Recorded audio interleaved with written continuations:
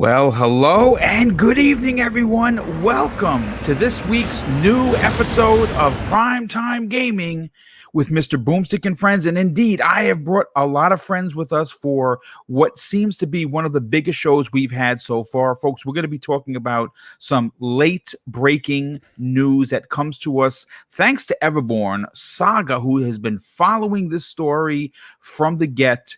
Obviously, we heard early on in the year, and obviously as we closed out 2020, that Microsoft might have been one of those companies that could potentially buy WB Games. Well, it turns out there's been a lot going on, and we have a lot to get into. But first of all, I want to say two things.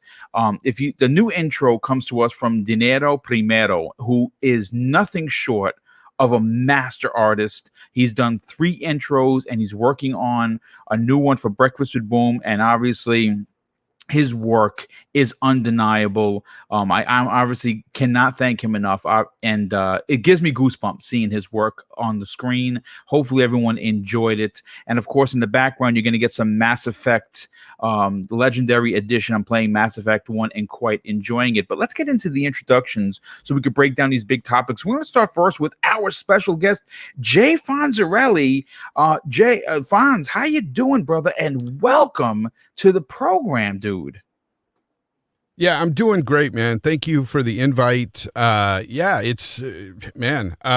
a lot of cool topics to talk about, lots to discuss, man. I just can't wait to get into it, man.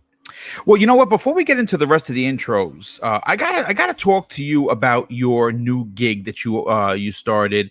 It's a one-on-one kind of a podcast that I think your last guest was Lord Cognito from the Iron Lords. I kind of want to get people to get some eyes and ears towards your way, because not only are you a hardworking cat like everyone on this panel, but you know what? I hope that this small channel can get more subs to you by putting your work out there. I think it's certainly worthy of a conversation. Tell everyone about what you got going on there, Fonz. Well, it's called Games Talk Live. And I'm going to make an announcement here, because I was going every other Sunday, but starting this Sunday, I'm going to be doing it every Sunday after the Iron Lords podcast. Excellent. Yeah, I have some great guests lined up for the next 4 weeks. So some industry, some community members, but lots of fantastic guests. And go one-on-one with somebody, like I said, from either from the industry or a community member. And we just talk games, the industry, the news, everything going on. And I just do it for an hour, because I can't do 2 hours, talking and stuff. Like, it's too much. It's already hard enough doing, even RDX sometimes when we go 2.5 hours. It's just, one of those things. I do it, but I'd rather not. So, and no offense to anybody here or on other podcasts, because I don't mind doing these podcasts for you guys. But for myself, I said, man, I'm going to go an hour. And especially for some industry guests, you got to respect their time, because sometimes they might not want to be there for 2+ hours. So that's one of the thought processes I had in my mind going into that. So it's a fun little show. It's nothing, where it's not too serious. I don't take it too serious, but it is about the game industry, this hobby we love. So on that level, I take it that serious. But other than that, it's goofy. I like to have fun. Well, listen, it's really, gaming is supposed to be fun, Fonz, and you always find a way to bring the fun into gaming and not make it that serious, and that's what we love about you, brother. But listen, everyone, that's right, Fonz has made the big announcement here that he is going to be not having it every other Sunday. He's going to be doing it once a week, and Fonz, can't wait to see the industry guests and community members you bring towards your show. Looking forward to that. But let's get into the rest of the panel introductions. Everborn Saga. Listen, we got to give this dude a shout out, because early this morning I get a call and he's like, boom, you're not going to believe it. Take a look at this. And I'm like, I don't know if we have enough. And it turns out that we had a lot. Everborn Saga. First of all, welcome to the program, and thanks for the heads up, dude, because obviously, you try to keep your, you write these shows in advance, and I wound up scrapping literally half of the show I had written. How the heck are you, brother? You ready to talk about this incredible saga that's going on at WB and AT&T right now? I like that you use the word saga, but yes, it's very, very interesting, very exciting times. And also, I want to shout out to Fonz, big fan. Fonz, you are a man of the people. I always appreciate that. A lot of us get caught up in sort of being fans of the platform holders, but you always try to speak for the everyday customer. So shout out to you for the that. Consumer, bro. Always speak for the consumer. Yeah, I try to. And a lot of people don't, well, I should say a lot of fanboys don't like it, but it is who I am. I don't hold any of these consoles up on a pedestal. I love these consoles, don't get me wrong, but I'm just not one of those guys who's just says, this is my console, this is my piece of plastic, and nothing else is as good as this. Yeah, I've just never been that way. Yeah, man. So shout out to you for that. But boom, yes, I'm very excited. I want to get started, so I'm not even gonna belay my intro. But yeah, let's go. Well, okay. Well, listen. Obviously, you're super hyped to get into it, and so am I, and so is the rest of the panel. Middle-aged gamer guy. First of all, welcome back, brother. Yes, and sir. How the heck have you been? Oh, I got that song in my head now from that intro. Everybody excited? You know what? I'm super excited to be here tonight. Boom, chat, panel, and of course, to our special guest, Jay Fonzarelli himself. And yeah, we got some fire topics for you guys tonight. Everybody in the chat, y'all better be prepared. It's going to be one hell of a show. Let's get right into it. Nice, brother. Nice. And last but not least, because we're still waiting on Clowns, and we might get Tempest Son. Obviously, he had to do a family errand, so we're not sure if we're going to get him. Clowns, how have you been? You've been blowing up four guys with quarters with the amount of interviews you've been doing, and we love what you're doing on that channel. Thanks for being here. And are you ready to talk Batman and the rest of the potential companies maybe coming over to, of course, the Xbox platform? Yes, absolutely. I love Xbox, and I love video games in general, but I think this generation, I think Xbox is doing fantastic. And on the last interview I did with Desmond from Marvel, he actually dropped a hint about next gen, and he made a joke about Star Citizen. So I'm thinking Starfield. Okay. Well, I mean, listen, it's look, at this point, we're not sure what is going to happen, but all I can tell you is that whatever is going to happen is going to be a big, big deal. Let's get into what exactly transpired over today. Everborn, let's go to you right away. This is a big deal. And I don't think people understand how big of a deal it actually is. But I want to get what's your personal opinion on what you heard, because Hogue Law just dropped an incredible 22-minute video regarding what transpired today. And I got to tell you, I mean, there's a lot to talk about, but I'm interested to get your opinion on it. Look, if you haven't had your ear to the floor, the announcement today came upon us out of nowhere, and it was AT&T is apparently spinning off Warner Media for a merger with Discovery. Now, it has been revealed, folks, that WB Games will in fact be split up. The video game publisher will see some of its properties and studios end up with the newly formed company, while others will stay behind at AT&T. Now, at this time of the show, little in the way of specific information has been revealed, but it does raise questions about the company's video game properties that include Batman, Harry Potter, and of course, Mortal Kombat. Now, obviously, these franchises remain important, but what's interesting is, from what we understand, some of the big time developers that are staying behind with AT&T happen to be Rocksteady Studios, NetherRealm Studios, TT Games, which of course makes the Lego games, Avalanche Software, which is currently working on Hogwarts Legacy, and several others.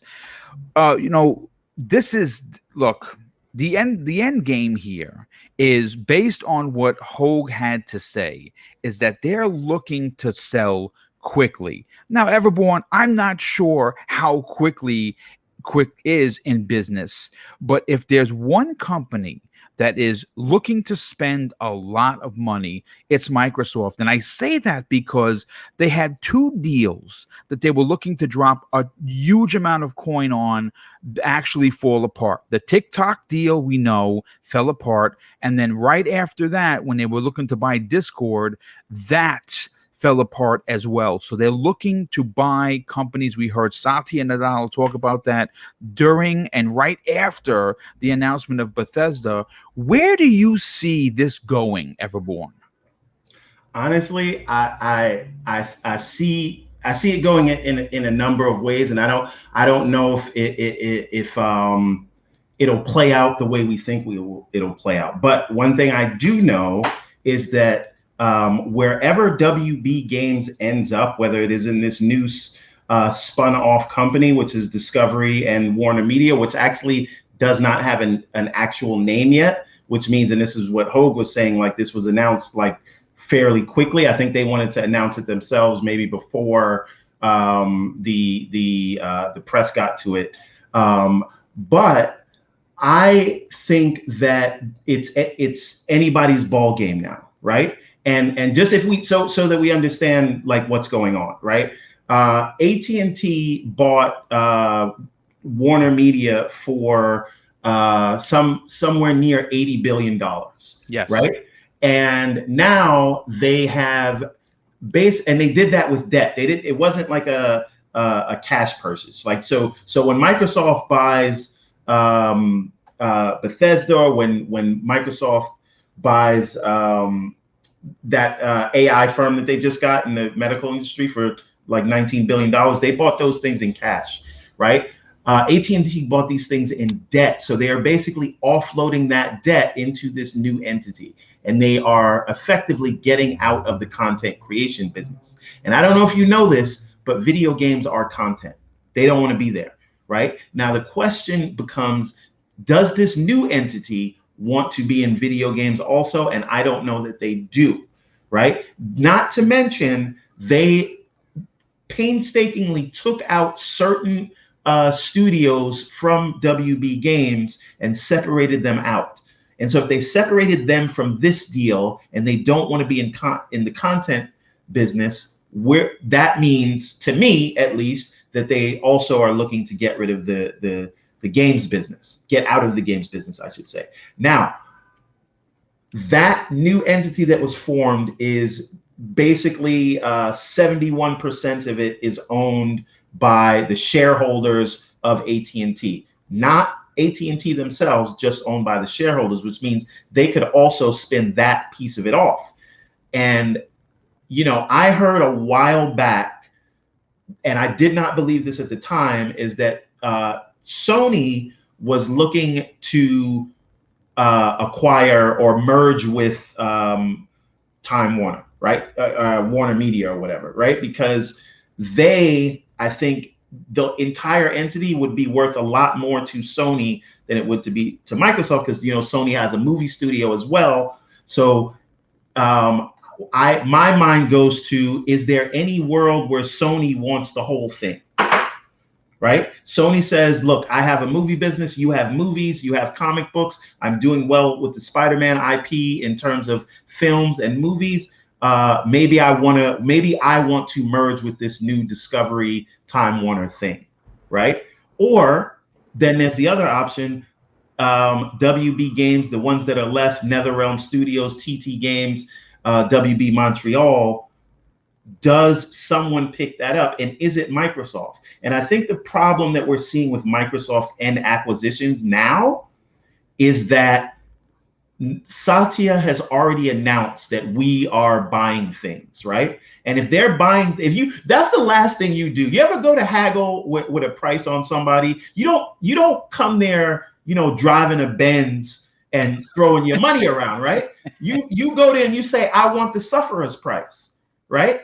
So I think that anyone that Microsoft tries to acquire now, they're like, look, man, you got all this cash in the bank. You are damn near a $2 trillion company. I'm charging you more, or I'm trying to get more from you than this thing's probably worth. And I think that's why we saw those last two deals fall apart. They wanted more money because they felt like Microsoft had it. So it is not entirely a done deal that Microsoft can pick them up. Because listen, it seems to me like AT&T is desperate right now, and maybe Yes, they are. Yes. Maybe they get greedy because they want to knock off some more of this $100 billion debt they have, and they try to get more than what those studios are worth. And then that's before you even get to the complication of where does the licensing go, right? If anyone buys this, whether it's Microsoft or Tencent or anybody, does that come with a license in perpetuity for the DC IP? Because DC Comics themselves, this is not WB Games, DC Comics moved over to the new entity.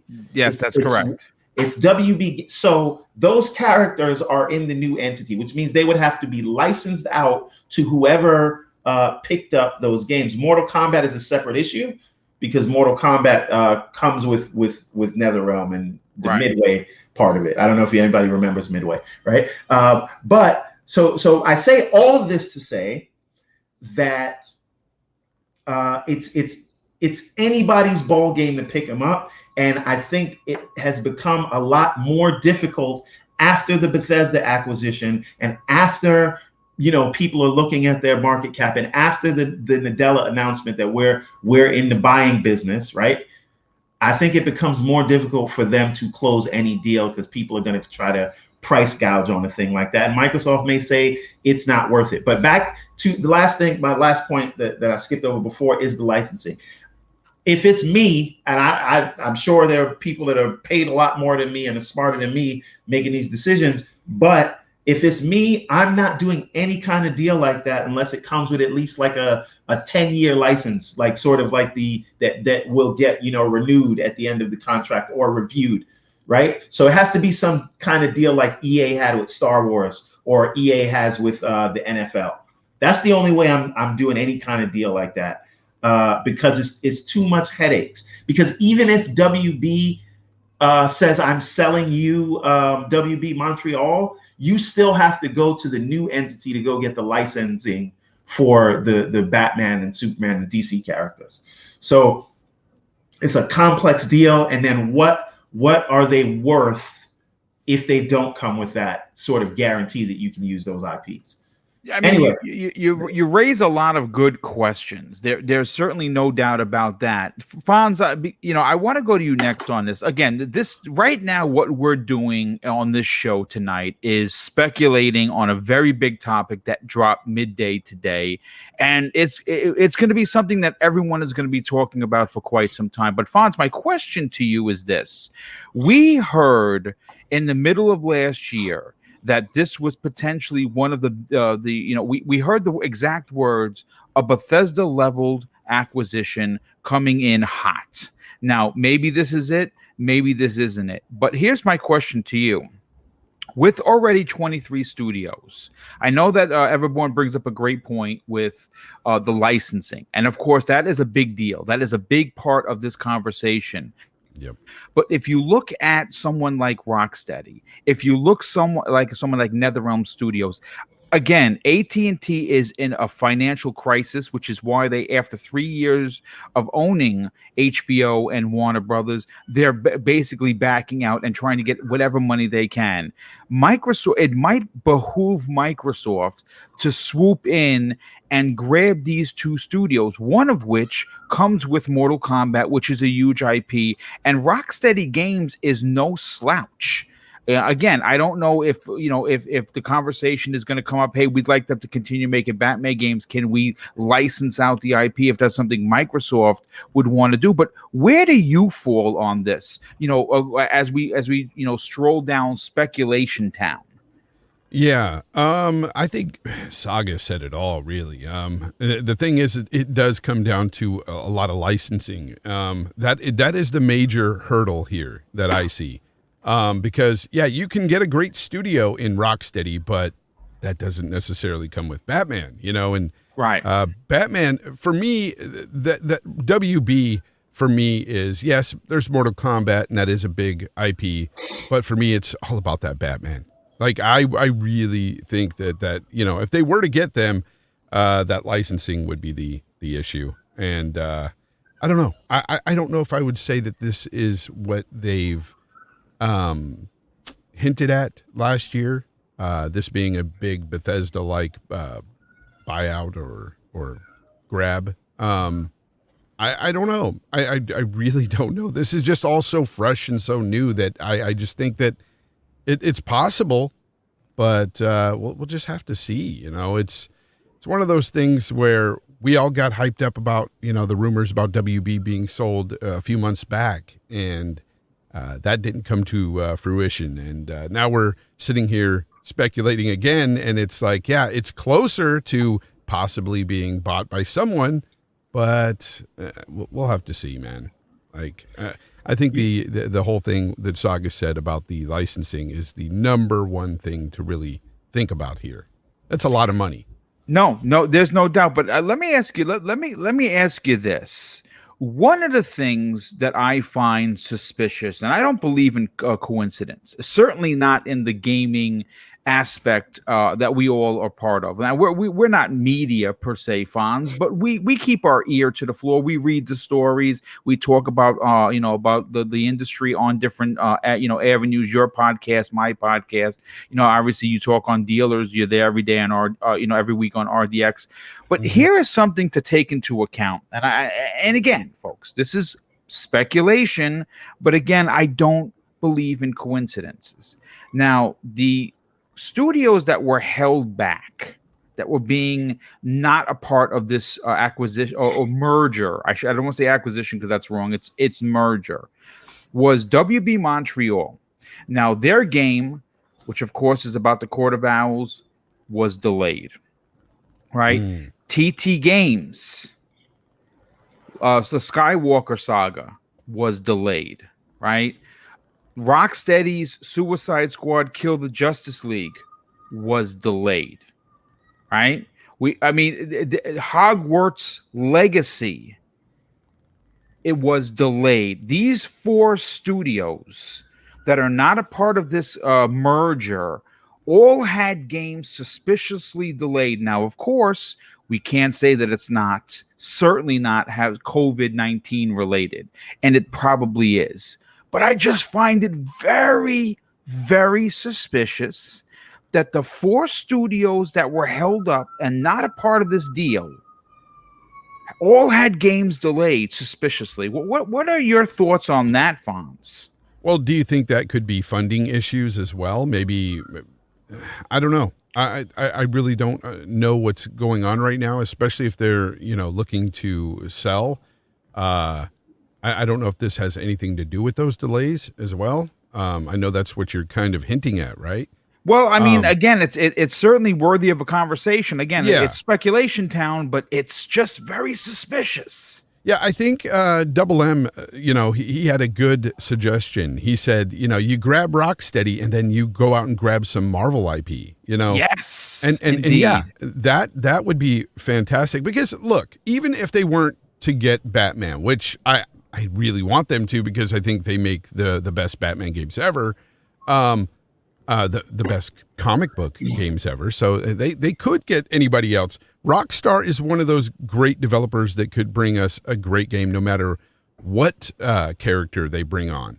I believe that they could do that. And so even just for that, for Rocksteady, that'd be big. That'd be major. You know something else, though? Like Xbox itself has a lot of dormant IPs from games that they've released over their 20 years in the game. I mean, they've been in it longer with their other stuff, but I'm talking about consoles. 20 years of Xbox. There's a lot of IPs that people may want to see come back. So if you get NetherRealm, hey, now you got a Killer Instinct developer. Yeah, right? That's true. If you get Rocksteady, guess what? There's any number of things, any number of IP that you can just bring back that and now you have someone to work on it. Because I think part of the problem is people are saying, like, if they were to get Sega, who would make those games? Because all the studios right now are tied up with their projects, right? Well, so you said it, right? You said it, man. So Everborn here is saying that he wants Brute Force made by Rocksteady, people. I love it. I actually quite enjoyed Brute Force. It wasn't a perfect game by any stretch of the truth, but I did Brute too. Force. I did too. I enjoyed it for what it was back in the day. It was janky, but I played through it. Yeah, I mean, listen. It's very funny. Again, we'll hear from the rest of the panel, and then we'll come back around. Middle-aged gamer guy, let's get your opinion on it. You were very boisterous last week, and obviously, you don't want to disappoint the near 300 people we have here. So, why don't you take this ball and run with it? Do you believe that there is something here that maybe people, because again, when you put pen to paper and you start talking aloud and you say, wait a second, these studios, these 4 specific studios were not a part of this deal. They're staying with AT&T, who's looking to make fast money. Oh, and just coincidentally, all 4 of those games were suspiciously delayed until next year. Is there something here, or am I looking down the rabbit hole in the wrong lens? No, you're not looking down the wrong lens. I said it a month ago. Do you remember that? I just randomly, middle of the night, I think I just sent it to the DM, and I said, guys, I got a hot take. And this is like literally a month ago before any of this came up. I said, I have a feeling that, because I think at that point they just delayed something else from WB. I can't remember which specific title, but they had just delayed that to 2022 as well. So that made the 4. That was the 4th out of the all 4 that you mentioned earlier, Boom, that it got delayed till 2022. And at that point, I said, anybody else finding this a little suspicious? I think that Microsoft purchased WB Games, or at least is in the process of doing so. And they delayed everything to 2022 to get all their, ducks in a row, because it takes a while, right? We saw what happened with Bethesda. They announced it September, didn't finalize till what, March? Yep. Something like that. So that's what I'm thinking is going on, and I'm standing firm with that. Like I'm not gonna be, I'm not sort of on the fence about it. I still think that this is what's happening. Now, if anybody thinks it's out of the realm of possibility, think about this for a second. You remember back in August, I think it was August, before Bethesda was even announced, we were talking about WB Games, and that was almost a year ago. Yeah. And when we were talking about that, remember how many people laughed? 4 billion or 3.7 billion, whatever it was. That's crazy. And then what did Microsoft do? They spent double a month later. Yeah. Okay. So does that 4 billion sound that much out of the realm of possibility anymore? Not a chance. No, it certainly does not. Exactly. It sounds extremely accessible. That's what I'm thinking.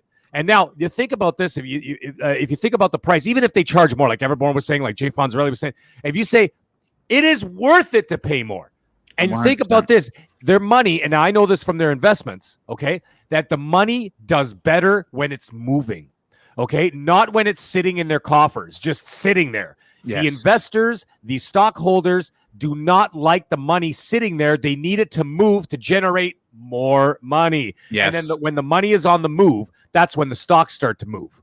Okay, so it does nothing by just sitting there. If they give Phil, whatever, I'm just going to throw out a number, $20 billion to do whatever he wants with, it's no good just sitting in his account. It's not like he's collecting interest like us. No. He needs. They need to spend that money. Just spend money to make more money. Mag, let me add one thing onto your point there. Right? Yes, sir. We just had. There's no politics, but we just had an election, and usually when Democrats are in office, corporate taxes go up. And if you have a lot of money sitting in the bank, perhaps you want to get rid of that before the new tax laws come down. That's another thing. Okay, you're absolutely 100% correct. The money needs to be on the ground, moving. Literally burning a hole in their pockets. Yeah, and that's why they need to move it. That's why they need to get it out of there. And so that's why they try to do this. I mean, they paid $20 billion for for medical voice technician. What is it called? The voice recognition technology. Okay, yes. They need to move this product. They're moving product with the U.S. military. They're doing all kinds of stuff to keep the ball rolling, because if it stops, they're going to get taxed on it. They get hit on it. Then the stockholders get hit. Okay, then their stocks go down or stay the same or stay stagnant, which is also not good. They need it to move up. Okay, so the more they pay, the better. I think it works out just fine for them, and it'll work out really good for me because I don't want to pay for. I mean, I want all those games that they're releasing, but I'd rather see them in Game Pass day one, where it'll save me the $300-$400 of all those WB titles coming out in 2022, and that's another thing. Just like we're saying, delayed till 2022. Sure, I understand COVID's a situation. Obviously, it's a situation, a global situation, and it's delaying everything. I get that. But I do believe that coupled with the COVID situation and working remotely, I think that moving it ahead to give them a little bit of breathing space to get this thing settled. That's my personal feeling. Now, another quick point is the licensing situation. If you look at the licensing, why wouldn't you pay for that? The thing is, like, it would not interfere. Like you make it so it seems that it is to not interfere with the WB movie licenses. This would strictly exist in the gaming space.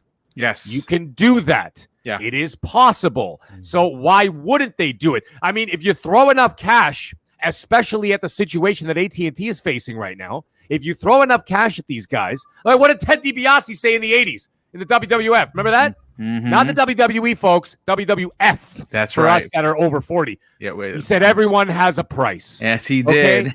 Everyone has a price, and he's 100% correct. And you got someone who's major in debt, and you got someone with so much money that they can't even zip their pants up.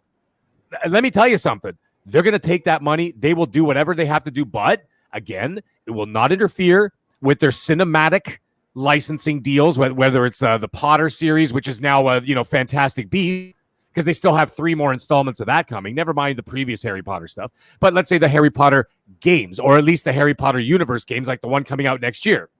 Okay, and then the same thing with Batman and the DC licensing and all that stuff. Trust me, man. Everybody's like, "Oh, it's complicated." Not when you have money. No, when you got money, it ain't That's complicated. true. That's Trust me. Anything is possible. And and the other thing is too, I know I'm not really sure about this one, but I'm kind of sure about this one.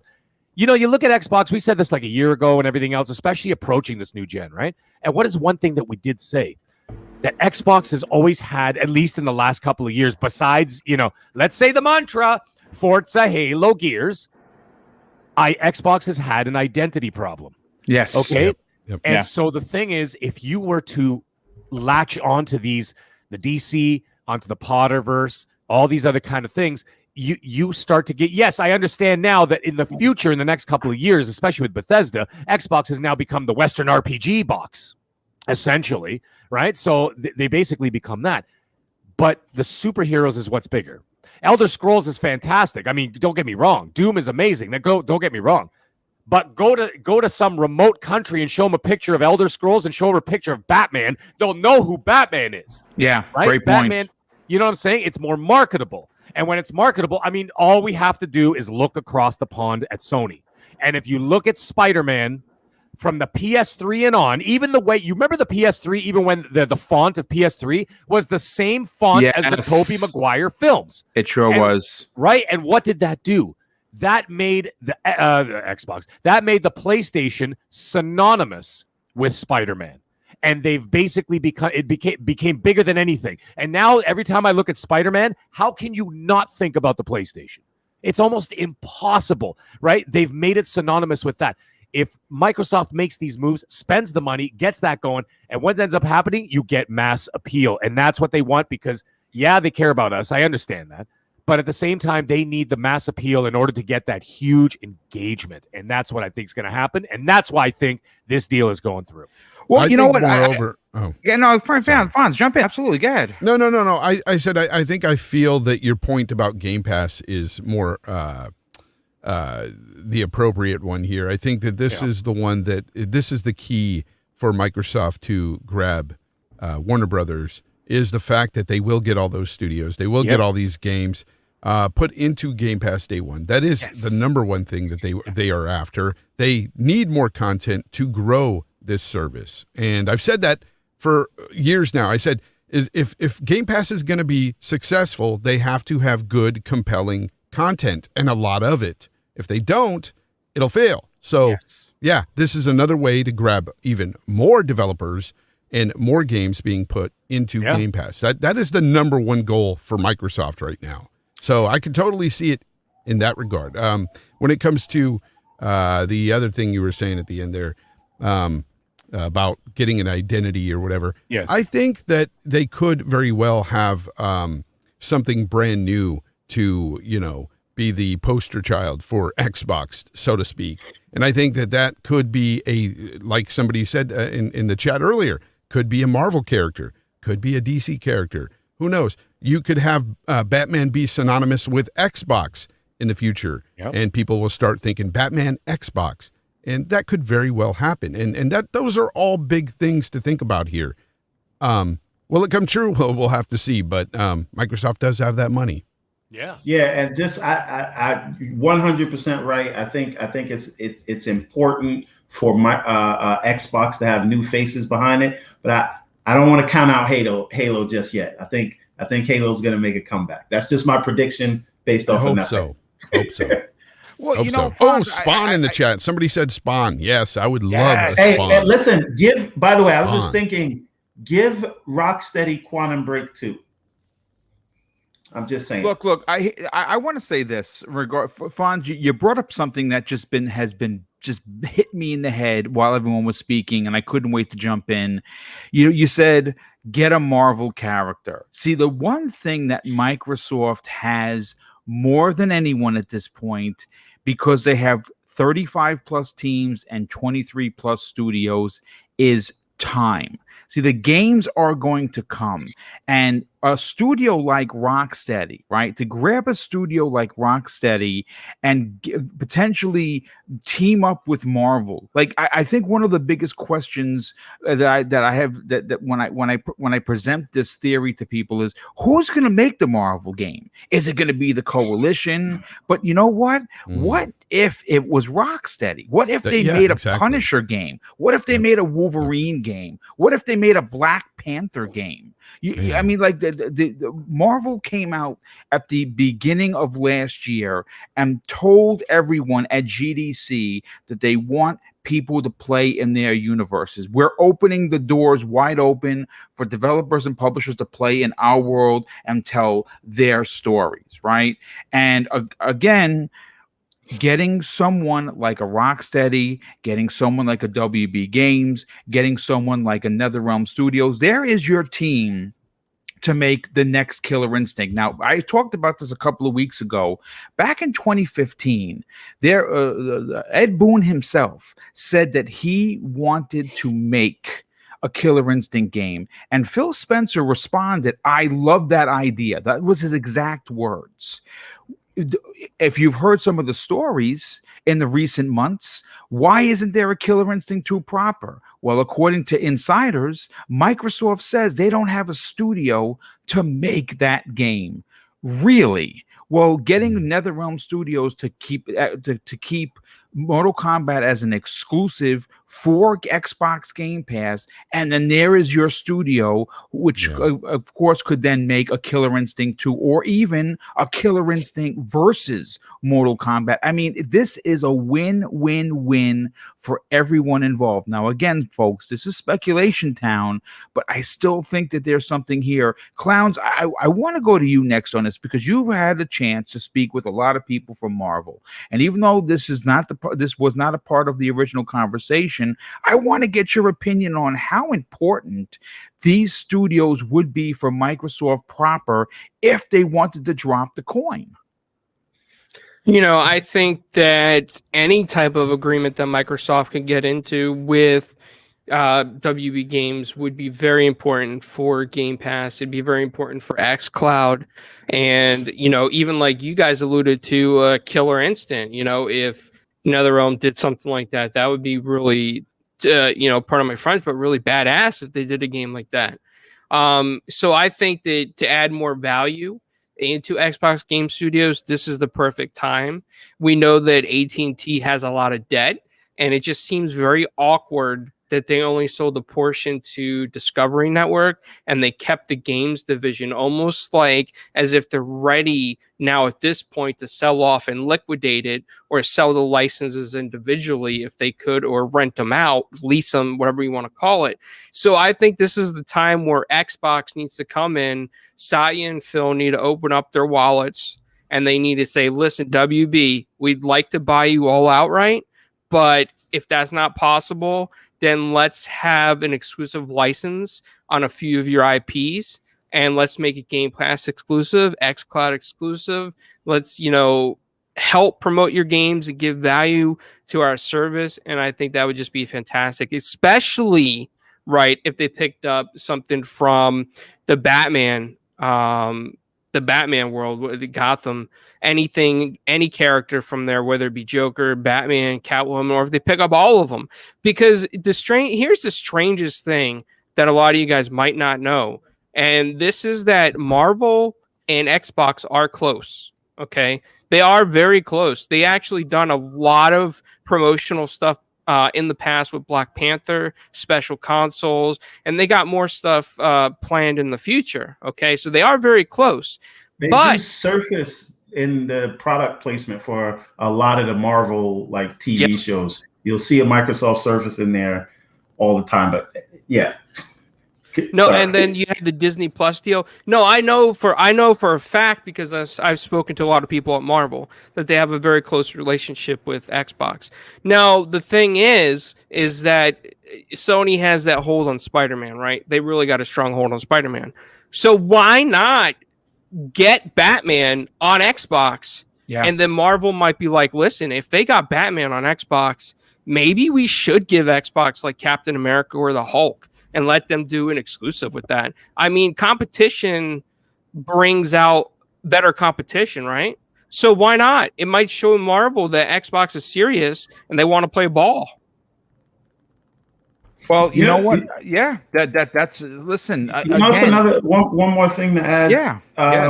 There is that publishing arm for WB Games that I think Microsoft would be interested in, right? Because and I'm not the first person saying this, but a lot of people will say 15 studios is a lot for Matt Booty to run. And that's why Bethesda was a good thing, because they can run on their own, handle their own publishing, and sort of, as long as you're putting these games in Game Pass, keep doing what you do. So it's entirely, plausible that, maybe Microsoft just wants that whole thing, and they can let WB Games continue to do what they do and keep the publishing arm so that they can sort of operate in their own silo, because that's sort of been the model. It's been really a hands-off model that seems to be Microsoft's approach in acquisitions these days. And it's not just on the games front, but in general, they sort of purchase a company and just say, hey, keep doing what you do. I look at Satya Nadella like Xerxes, right? It's like, just give us water when we're in town, right? Everborn, didn't he say that? Yeah. Didn't he say that not even like 3-4 months ago, that he said that he was not interested in purchasing or building studios? He said, why build them when we could just buy them? Yes. Right. And he was also referring to publishers, same reason, so that they can self-govern, right? So that you can't have one guy, overlooking 30 studios, 40 studios. Like, you have them self-govern, and you just have some, them on top, sort of the overlord of the situation, and then have it compartmentalized so that they are able to see everything, control everything, but at the same time allow them to do their own thing, right? But they still have to report to them, at least financially, and of course, my goodness, I couldn't even say the word. The obligatory work and projects that have to go forward. Okay, but at the same time, he did make reference to that. Says he wasn't interested in building or buying a studio. Okay, that to me, what other choice is there? He's looking for publishers. Yeah, WB, prime example. Yes. Well, look, what's important about the conversation right now is something that, again, if you want to listen to it, I will add it, because we've had Hogue on the show multiple times.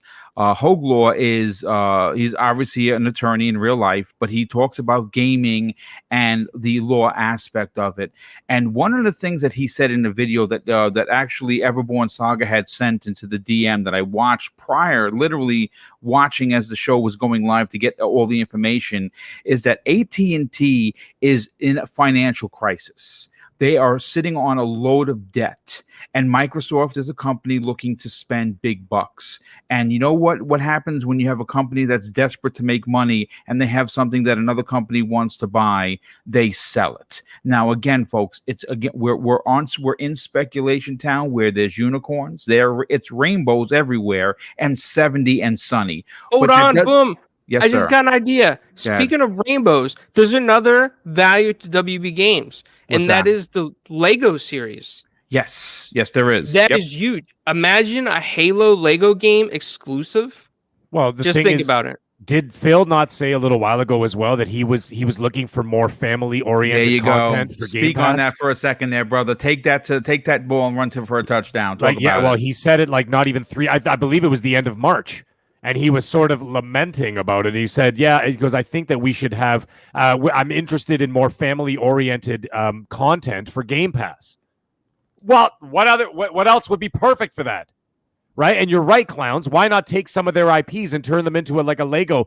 I think it would be fantastic. I mean, you see how they're moving the Lego games now. It's not just linear anymore. They have like that open world hub kind of deal going on. So it's kind of like open world, kind of not, kind of like a God of War-ish kind of vibe to these games now. So hey, why not use some of their IPs to do that? I think a Halo Lego would be unbelievable. Or maybe move on to something else. Who knows? Like an Elder Scrolls Lego or whatever. Maybe not Doom, but like, something like that. But you're right. That's what Phil said. And when Phil says things like that, he doesn't say it just for the sake of saying it. He's saying it because this is what he's going to work on or what he's already working on next. Yep. Yes. So there it is. Has anyone examined Phil's shelf lately? Well, he hasn't done any real interviews. That's the only confirmation we need at this point. Yeah. You know what? Let's welcome in Cybernox. The reason, folks, if he was late wasn't because he was coming from work. No, he was busy beating down the penguin who was looking to destroy Connecticut once again. Cybernox, welcome to the program there, brother. Thank you, Boom. Thank you, man. So I apologize to everyone that I'm late, but I wasn't even worried about it because I knew Mag was going to be yelling about something and talking about something. And as soon as I got in the show, he was yelling about something. So, it's all good. But great to be here, man. Another, primetime gaming podcast. And the great Fonz is here with us. He's got an amazing channel going on right now. Great shows. I love watching his interviews. Absolutely, man. So hit me with that sound bite, Fonz. Yeah. So yeah. Well, you know what? You obviously are our resident Cape Crusader, and obviously you saw the news that broke today. It looks like we could potentially get the dream that we've always wanted, and that is potentially, again, folks, use the word potentially or grain of salt, if you will. A Mortal Kombat exclusive, a Batman exclusive, maybe even a TT Games exclusive for Halo in Lego. We don't know, but we talked about it right before you got here. Somebody's got something playing in the background that I can hear. I'm not sure what's going on. So it sounds like a TV or something. Yeah. Okay. Yeah, it might be. It might be. It might be Fonz. It might be that your arcade cabinet that I think we're hearing. No, it's not me. Okay. Sorry about that. All right, so listen, let me continue. We are on the cusp of a big announcement, at least I think. And I'm interested, did you get a chance to see what was left behind with AT&T? And we talked about this before, that, man, somebody's really kicking some stuff in the background. Yeah, Cyber, it's you, brother. The only one Give me not 1 muted. second. Yeah. Yeah. Yeah. Thank I you, like that. Fonz. Thank you, Fonz. Appreciate that. Yes. All right. So you know what? We'll come back to him as he takes care of that. Sorry about that, folks. Sometimes these technical issues happen. Look, all I'm going to say is this. Sorry about that, Boom. No, that's all right, brother. What are your thoughts on the potential of getting these studios like Rocksteady and NetherRealm Studios and TT Games and WB Montreal to become Xbox first-party studios? Do you think that there's a chance? A chance, absolutely. We first got to know what's going on with AT&T. This news came so fast that I don't, we don't even know what they're calling this merge yet, right? We don't even know what their next service is going to be, how everything is how it's gonna work. But I think everybody already had great points, and I don't want to keep regurgitating what everyone said. But yeah, Microsoft has got so much money right now that they could potentially just go in there, drop the bag.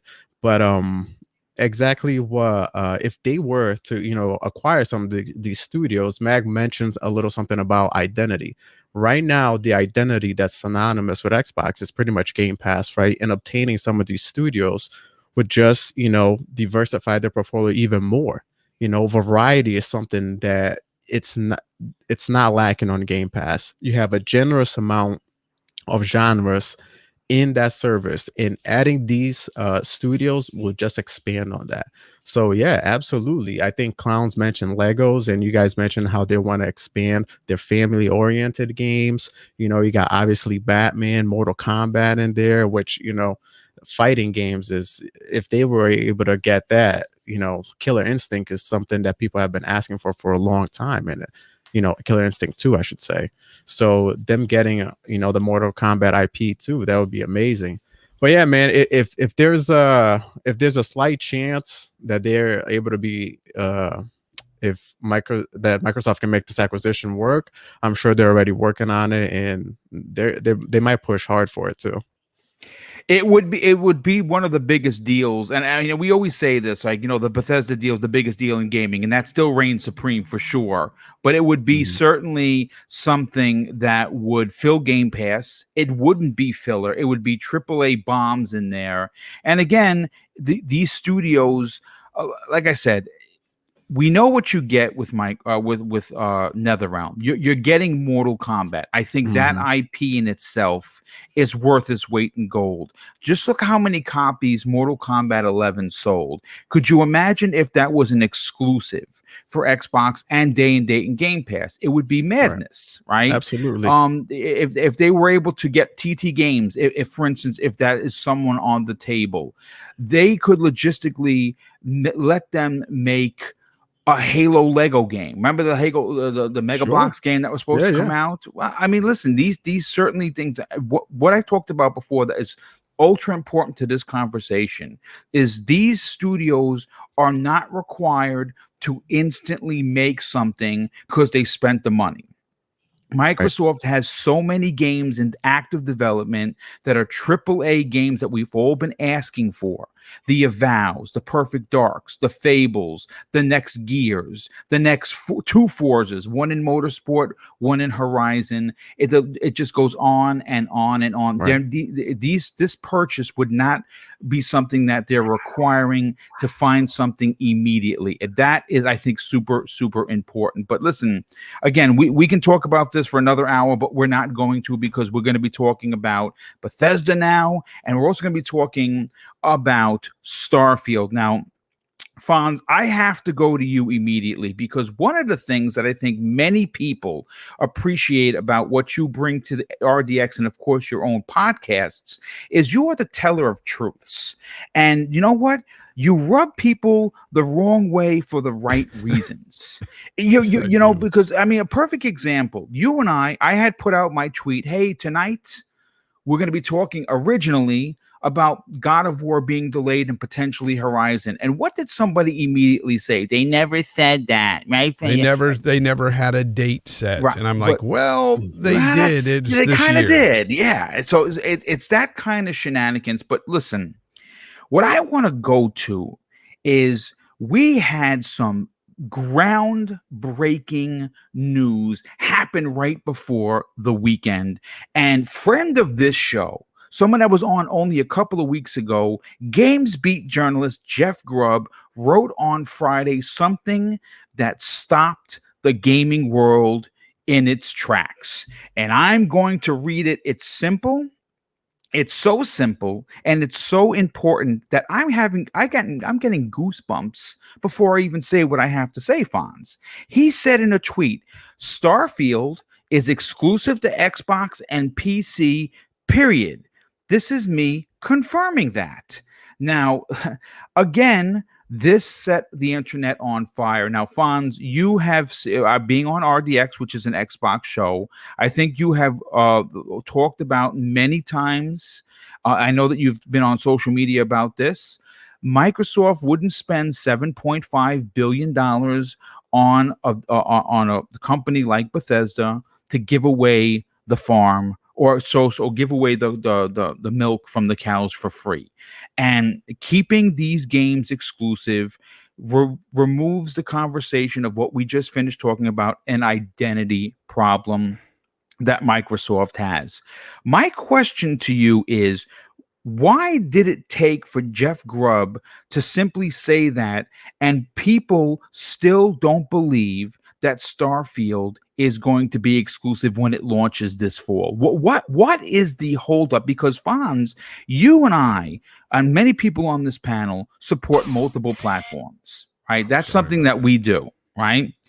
And if you recall, when Spider-Man came out, and many Xbox gamers were felt slighted because they weren't going to be able to play Spider-Man by Insomniac, what was the running tagline? Well, if you want to play Spider-Man, go buy a PlayStation. Now, I have bought PlayStations since its inception. I actually had a PlayStation 1 before it was even in this country because I used to import everything. So I support multiple platforms. So, of course, the conversation now must move on to, if you want to play Starfield, the only difference in this conversation, Fonz, is that Microsoft gives you a multitude of ways to play Starfield. You can play on your computer. You can play on your Xbox. You can play on your phone. You can play on your tablet. And this summer on your TV.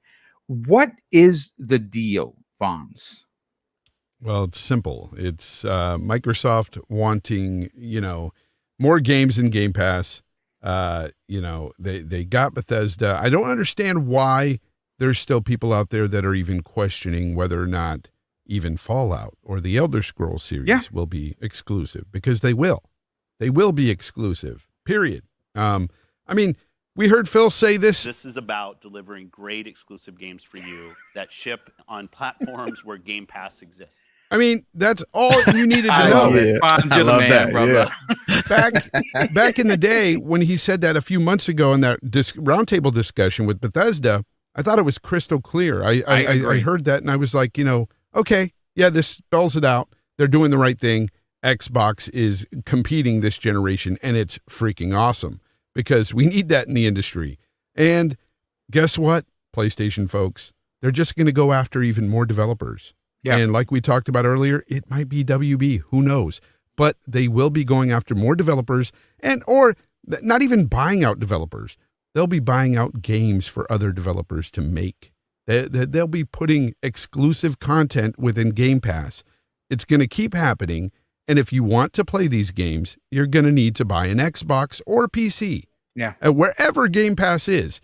If that ends up on a Switch somewhere, then you got to buy a Switch, I don't know, but it confuses me why people don't really listen to what Phil said, or even what Jeff Grubb is saying now. What many of us have been saying since Phil said that. These games are exclusive. Stop with the nonsense. This is not a fanboy war. This is not a, me console warring. It's just the truth. The Starfield is going to be exclusive to Xbox and PC, period. End of discussion, really. It's really crazy to me that people still argue that fact. It's weird.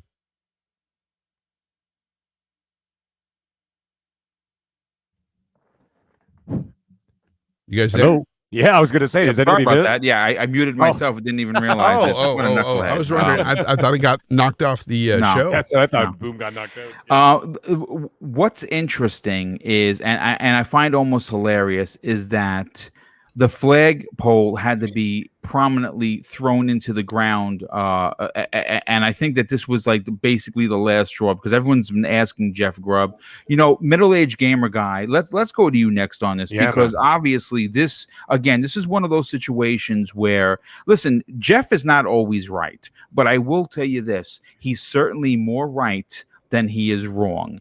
And I don't think that he puts his career or reputation on the line and makes a comment or a statement like this if there is no truth to it that he doesn't know for a fact. And again, I agree with Fonz 100%.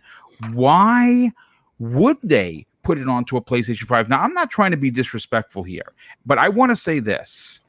They don't want the PlayStation gamers' money. They don't want your money. What they want is your subscription to come in each and every month for $15. They want to make you, and again, I this conversation that's going to come up in the chat any minute now. No PlayStation gamer is going to abandon the PlayStation for Xbox. Well, no one's asking them to do that because you can support multiple consoles and not turn into a princess or a frog. Exactly. Where do you take this conversation, Mag? Well, the thing is, I'm not going to rehash again what you guys have already said. However, I will say this. Absolutely, they're all going to stay as exclusive to Game Pass, not Xbox. Game Pass. Mm-hmm. And you notice how they're using that word more and more frequently. And I've noticed that, like, even like when Phil speaks and stuff, he doesn't say Xbox anymore. He says Game Pass. I think what they're trying to do is remarket it so that it's just the name Game Pass. Yeah, okay, obviously it's synonymous with Xbox, but I mean, it's going to be just its own thing. You know what I mean? Like Game Pass is going to be on your TV, and eventually on your smart TV, it's going to be a little square right next to your Disney Plus, right next to your Amazon Prime, right next to your Netflix, and then there's going to be a Game Pass square. It's going to be a green Game Pass square sitting right there. And it's going to go on and on and on. The thing is, when it comes to exclusive content, you don't pay almost $8 billion to give it to somebody else. And the people who are just like, well, what? They need to make their money back and this and that. I'm like, guys, you're concern trolling. Okay? This concern trolling, by the way, is a new trend that is really starting to piss me off right now. And the other concern trolling thing that's bothering me? Well, is Game Pass making money? Who gives a shit? Does anybody have podcasts for 2 hours talking about, does Netflix make money? Is anybody concerned trolling Disney Plus because Mandalorian cost $100 million to make 2 seasons? Is anybody going, well, is Disney Plus making their money back? Nobody cares. Nobody's talking about that. So why this? Yeah, exactly. All it is just concern trolling because for whatever stupid reason. But the thing is, the key to all this is that Starfield is exclusive, so to speak. But, I mean, you have such a multitude of options that Xbox is no longer necessary, essentially. And that was the goal from the beginning. Okay? And by doing that, what you've done is that you've eliminated the preliminary investment. Okay? That is the key to all of this. And that's what makes it more accessible. Like, for example, when the PS3 came out, okay, this is way back when I was younger, I wasn't married, wasn't making as much money. Okay? I had to wait for the PS3, okay, because I knew that first of all, I wanted to play Uncharted. Okay, I saw Uncharted. I've always been like a Tomb Raider fan, whatever, big Tomb Raider fan. I love adventure games, that kind of stuff, right? So that came out. But in order for me to get that was a $550 investment to play one game. One game. So what they've done here, and this is something I've been preaching forever, they said, how do we get to the masses? And even if it's not their primary, let's say, console of choice, or at least platform of choice, how do we get them in there? By removing the preliminary investment, right? Because let's say we were still doing what Sony's doing right now, or Nintendo's doing right now, and they release Elder Scrolls 6 exclusively on Xbox. That's a $570 investment just to get one game. Now you don't have to do that.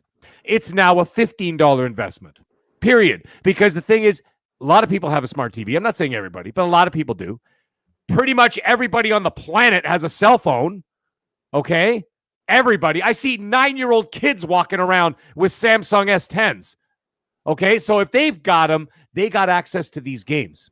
All they need is pay $15. And it's not like you're getting just the one game. You're getting hundreds of games. Yep. Right? So what they've done is that they've eliminated that. Therefore, I don't understand where the crying is coming from. And I think what it's coming from, and it's something I actually mentioned pre-show, I think the reason why they don't like it is because it doesn't fit the narrative, their narrative. And if it doesn't fit their narrative, it doesn't make them happy. And the thing is, you know, you can have your cake, you can eat it too, for only so long. Because eventually someone's going to slap you right in the face and say, "Stop eating my cake." It's been 8 years. Okay? Remember I said that pre-show? I said something in a chat, and I said, you know, I'm really excited that Xbox is making all these big moves and this and that. And then some guy comes in there and starts saying to me, he's like, "Well, you don't have to be like that." And I'm like, "Be like what?" And I'm like, "What do you think I'm doing here? I'm not being a troll. I'm not being a jerk. I'm not doing anything. I just was just happy that they're going to be doing well and they're going to be making some amazing, incredible content in the future." And I said, and think about it for a second. Like for if you're like an exclusive, let's say an exclusive Xbox fan, okay, you'd have to listen to 8 years of that crap from 2013 all the way to 2021. We had to hear the constant thing. But then as soon as you find out that something's exclusive on the other side, it's a problem. And I'm like, well, guys, you're not going to get cooties if you join the Xbox ecosystem. But the thing is, you know what it is? Guys, let's be real. Okay, let's be real. Behind the scenes, these clowns, you know what they're going to do? They're gonna mount a bitch and this and that and moan and all that kind of stuff, whatever. And then as soon as nobody's looking, they're gonna subscribe to Game Pass and they'll play it on their laptop or they'll play it on their PC and then they'll attach it to their TV or whatever. Okay, that's what's gonna end up happening. Or they might buy an Xbox Series S, right, as like a supplementary console. That's the other thing. So if someone wants to have like, they're gonna play it on their 3080s, man. Come on. Oh, that's right. That's right. Everybody, that's right. Everybody's got a 3080. I forgot about that. Yeah, everybody's got one. You didn't get the memo when Oprah was giving them out to the that's right. Under your chair, guys. Look under your chair, chat. I think there's a 3080 under everybody's seat right now. Boom, put them there. Yes. Yes. So yeah. So, you know, I don't understand where it's coming from. I think it's utterly ridiculous. It's nonsensical. Or, you know what? If you do plan on playing, like, let's say, a premium experience and you're not on the PC, do what I did. Be an adult and go out and buy it. You know what I'm saying? Like when I wanted to play God of War and when I wanted to play Uncharted on, Uncharted on PS3 and God of War on PS4, guess what? I had to go out and buy a PS4. I didn't buy the PS4 on launch day. Okay, I waited a couple of years and then I bought it. And then I bought it for relatively cheap. You remember they were practically throwing them away for free on that Black Friday when the year that Spider-Man came out. You remember that? They were selling them for like $199 or something. Like, Jesus, man. You know, can't tell me it's about the price, guys. This is an expensive hobby, and I'm not saying you got to be rich to do it, but my God, look for deals. You're not going to find a better deal than a PS4 at $199 with Spider-Man bundled in it on a Black Friday. Like, what the hell you think's going on? Because everybody seems to be championing a $70 price tag for the PS5 games. Yeah, and that's not a problem, right? But now you can't afford to invest into another ecosystem because you want to play some of the outstanding games that are going to be coming out of Xbox Game Studios. Stop, just stop. Do me a favor, just stop. That's all there is to it. And for everybody else who's just normal, like the rest of us, or at least semi-normal, like the rest of us, don't listen to it. Enjoy what you got. Have a great time. And guess what? If you invest in both ecosystems or multiple ecosystems, guess what? You're the winner in the end. Okay? Let people bitch and moan, do whatever the hell they want. In the end, it's a true gamer who's going to win, and who's going to experience these things and have a blast doing it. And I will be one of them. Yeah, no, absolutely. Real quick, before I get Everborn Saga's explanation of where he thinks this is going to be. CYV Studios in the chat is asking, Double Barrel Gaming, no option for super chats. Listen, folks, if you tune in tomorrow at 12 p.m. Eastern Standard Time for the Tuesday edition of the Xbox Factor podcast, I will be breaking down why there's currently no super chats available and when that option is going to be coming back. There's a great reason for it and something that I am proud to talk about. I'm not going to talk about it right now, so tune in tomorrow at 12 p.m. Eastern Standard Time for the Xbox Factor podcast, at least the Tuesday edition, and you will get the breakdown as to what has been going on behind the scenes. It's something that's very exciting, something that I cannot believe happened, and I'll be talking about that tomorrow. But I appreciate your concern and definitely appreciate all of the super chats you have already given me, but it's going to be coming back shortly. Everborn Saga, let's get your opinion on this, my friend. Look, Starfield, I want you to read the tweet that got a lot of traction that you were talking about right before we went live. And I want you to break that down because it makes proper sense to the conversation. Oh, we're talking about my tweet or Yes. Jeff's tweet? Yeah, no, yeah, your no, tweet. no, no, no. So my tweet, which a lot of people didn't, they kind of didn't understand how to take it, or it upset them. I said, help me make this make sense. A company spends billions of dollars to acquire over a dozen studios to help combat the narrative that their platform lacks content. This narrative has cost them, in fact, billions of dollars over the course of the last generation. Why would they then only keep the titles, the sort of experimental titles or the ones no one wants, as exclusives to the platform, and release the high profile titles as multi-plats? How does any of that make sense? Right? And I think we kind of get lost in the way sort of things have been. And I think that just as humans, we're not really used to change. And I think that, you know, we've all been accustomed to this idea that one or two of the platforms keeps their things exclusives and the other platform just doesn't have exclusives, right? And I think it is that thinking that has people sort of trying to do mental gymnastics on why in any world it would make sense to spend that kind of money, right? You could, if it's solely about getting things in Game Pass and keeping them multi-platform, you could work out a deal like you did with Outriders, right? The fact that it needed a confirmation is the strangest thing to me, right? Like, why would they put any of these games anywhere else unless they were previously obligated to do so?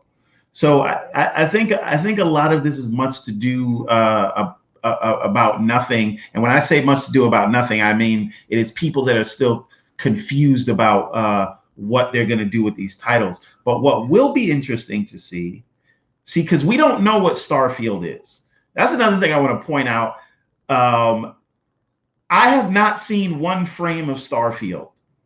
Starfield could be the next Parappa the Rapper, right? It could be like Viva Pinata. I don't know what it is, right? So I'm making it a rule not to get excited about it. I don't know what it means that it's an exclusive. It could be a stick figure game. Who knows?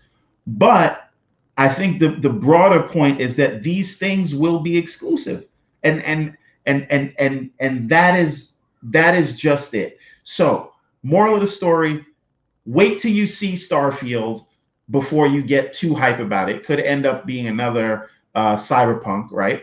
The other moral of the story is: what are people going to do when they tell you Elder Scrolls or Fallout is going to be an exclusive? What they're going to have to do is just go buy an Xbox or a PC to play it and call it square. But this is the other thing. Like, it's not even a huge deal, right? Xbox is really the console itself, right? The console is just an endpoint, right? You can experience those things anywhere, and I think that sort of like that flexibility to where, because there's people out there that think, this is why I always find that statement funny. Why will I get a console when I can just play it on the PC? Do you think that hurts anyone? Right? No. You're still giving Microsoft your money to play these things, right? So if you want, the whole point is for you to play it on the PC if that's where you want to play it. That is the point. Microsoft is not counting console sales as a metric for success anymore, right? Neither is the heads of Sony either. That's correct, Hans. Yes. Right. And so and that is the thing. So we get caught up so much in this sort of my box sold better than your box, as though any of that money goes in your pocket. It doesn't matter how, to me, it doesn't matter how many subs Game Pass has, and it doesn't matter how many boxes Sony sold with the PlayStation. I don't care how many copies of Ratchet and Clank they sell, except for the one that I'm gonna buy. Right? That doesn't matter. Now, I think the exclusive argument is an important one to have, because I think exclusives drive competition, like platform competition, right? Yep. So if Sony sees that, oh well, crap, maybe Starfield is good, maybe it's the next like huge IP that we all love, right? Sony sees that, and then Fable's good, and Avowed's good, and Halo's good. Guess what? Sony in turn has to what? Step their game up. They have to respond. offer. Correct. They have to respond with even better games. They have to blow our socks off, and they will have to respond by trying to find a way to provide that level of value, right? That's competition. Yep. Exactly, and because you can charge $70 for a single experience while you have the best experiences. But if on the other side of the pond you have the same top tier experiences, guess what? Your value proposition changes. Sony's value prop would change, and they would have to adjust as a company. So guess what? We win, right? We win by not being sort of price gouged, or however we want to call it, right? So I think exclusivity is good. I was never crying about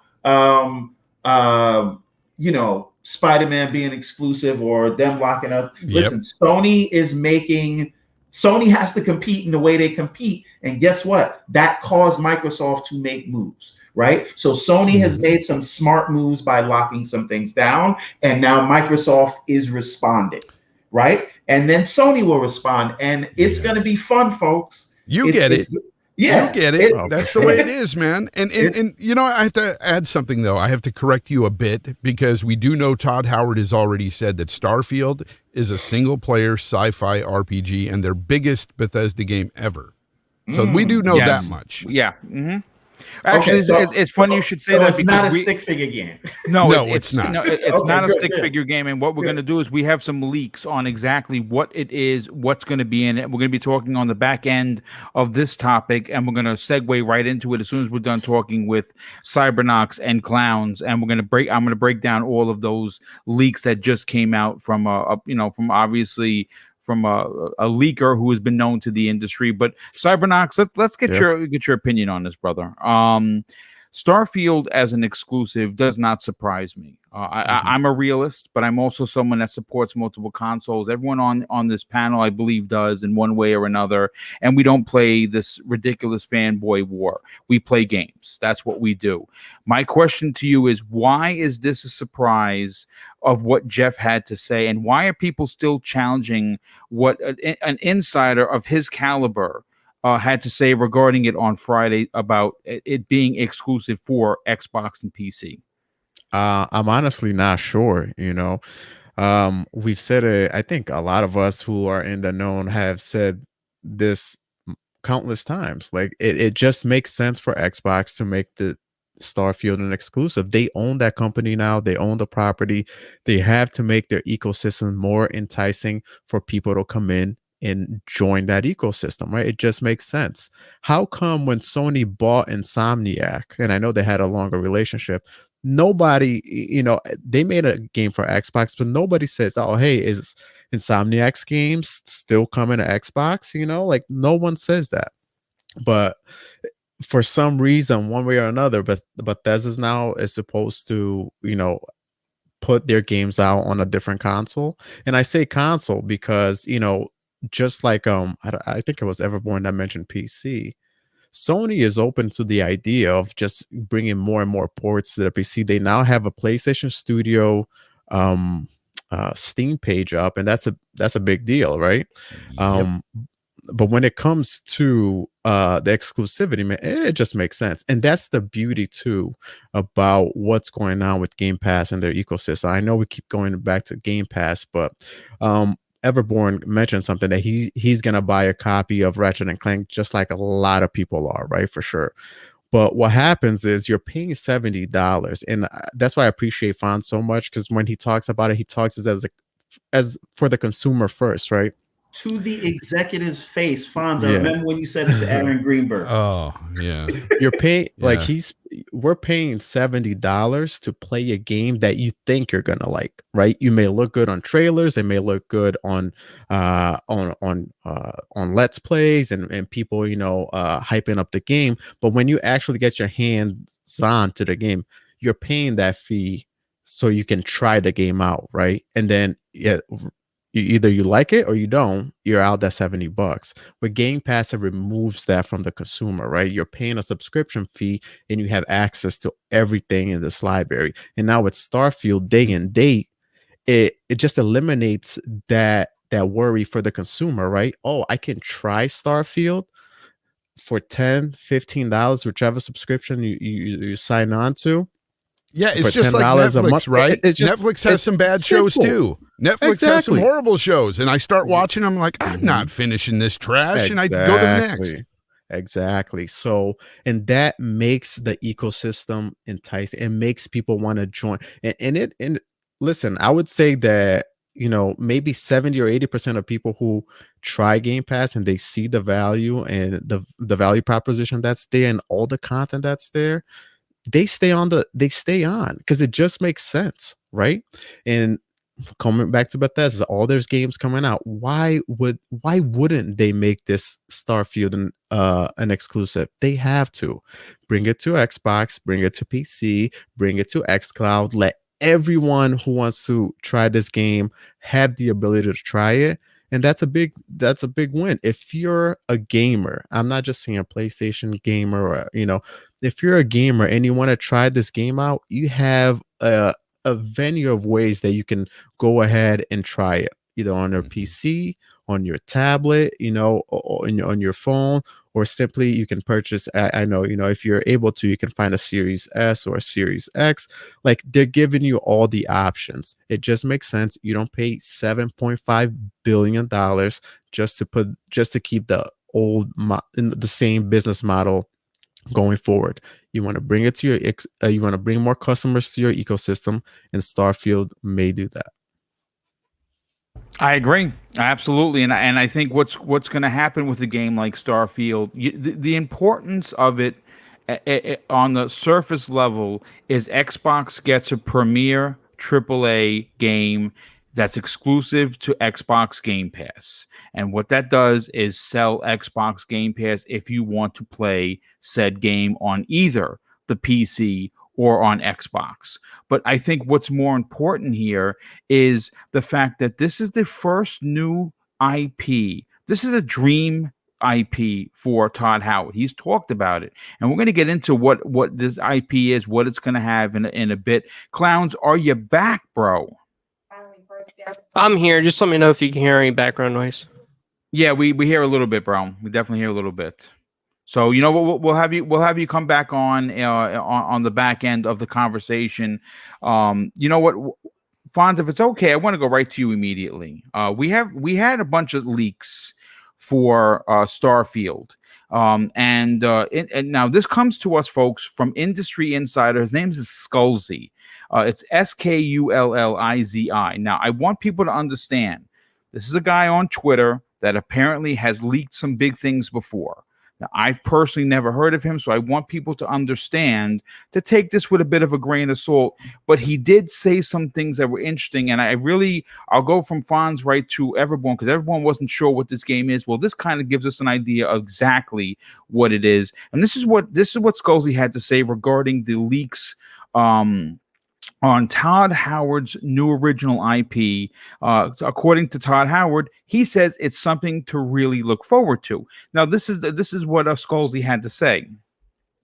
He says, "I want to say that all of the leaks you've been seeing today and in the immediate future will most likely be from the early 2018 build, same as before. That is all I will say on that matter. Here is another leak. Not sure what you consider about this one, but Starfield will have factions. One is called the Black Fleet, and the other one is called the Space Nation Alliance. Have fun. Here's one more for you. While I won't 100% come out and confirm spacewalking will be in the game, you do have a gravity meter on your HUD, and ships do have exits and entrances specifically for when there are high gravity or low gravity moments. You already can float around. And he continues with, those are the images that are going around to see for a while, I think. Remember, they are all from early 2018 build and likely in test cells on the game dev side of things. Either way, E3 is a month away, and we'll see something official then. The hype is assuming direct control. Listen, again, there is not groundbreaking stuff here. I did not know about the factions. We do know, Fonz, that it is single player. What are your thoughts on what we've seen in the leaked photos as well as now this new information? Where does your hype meter fall for this game? I would say that I'm excited for it, and I think that I've heard people say that you can't really be hyped for this game because you don't know much about it or whatever. I disagree. I think that, you know, for me personally, I love sci-fi RPG. They had me at sci-fi RPG, period. Okay. Yes.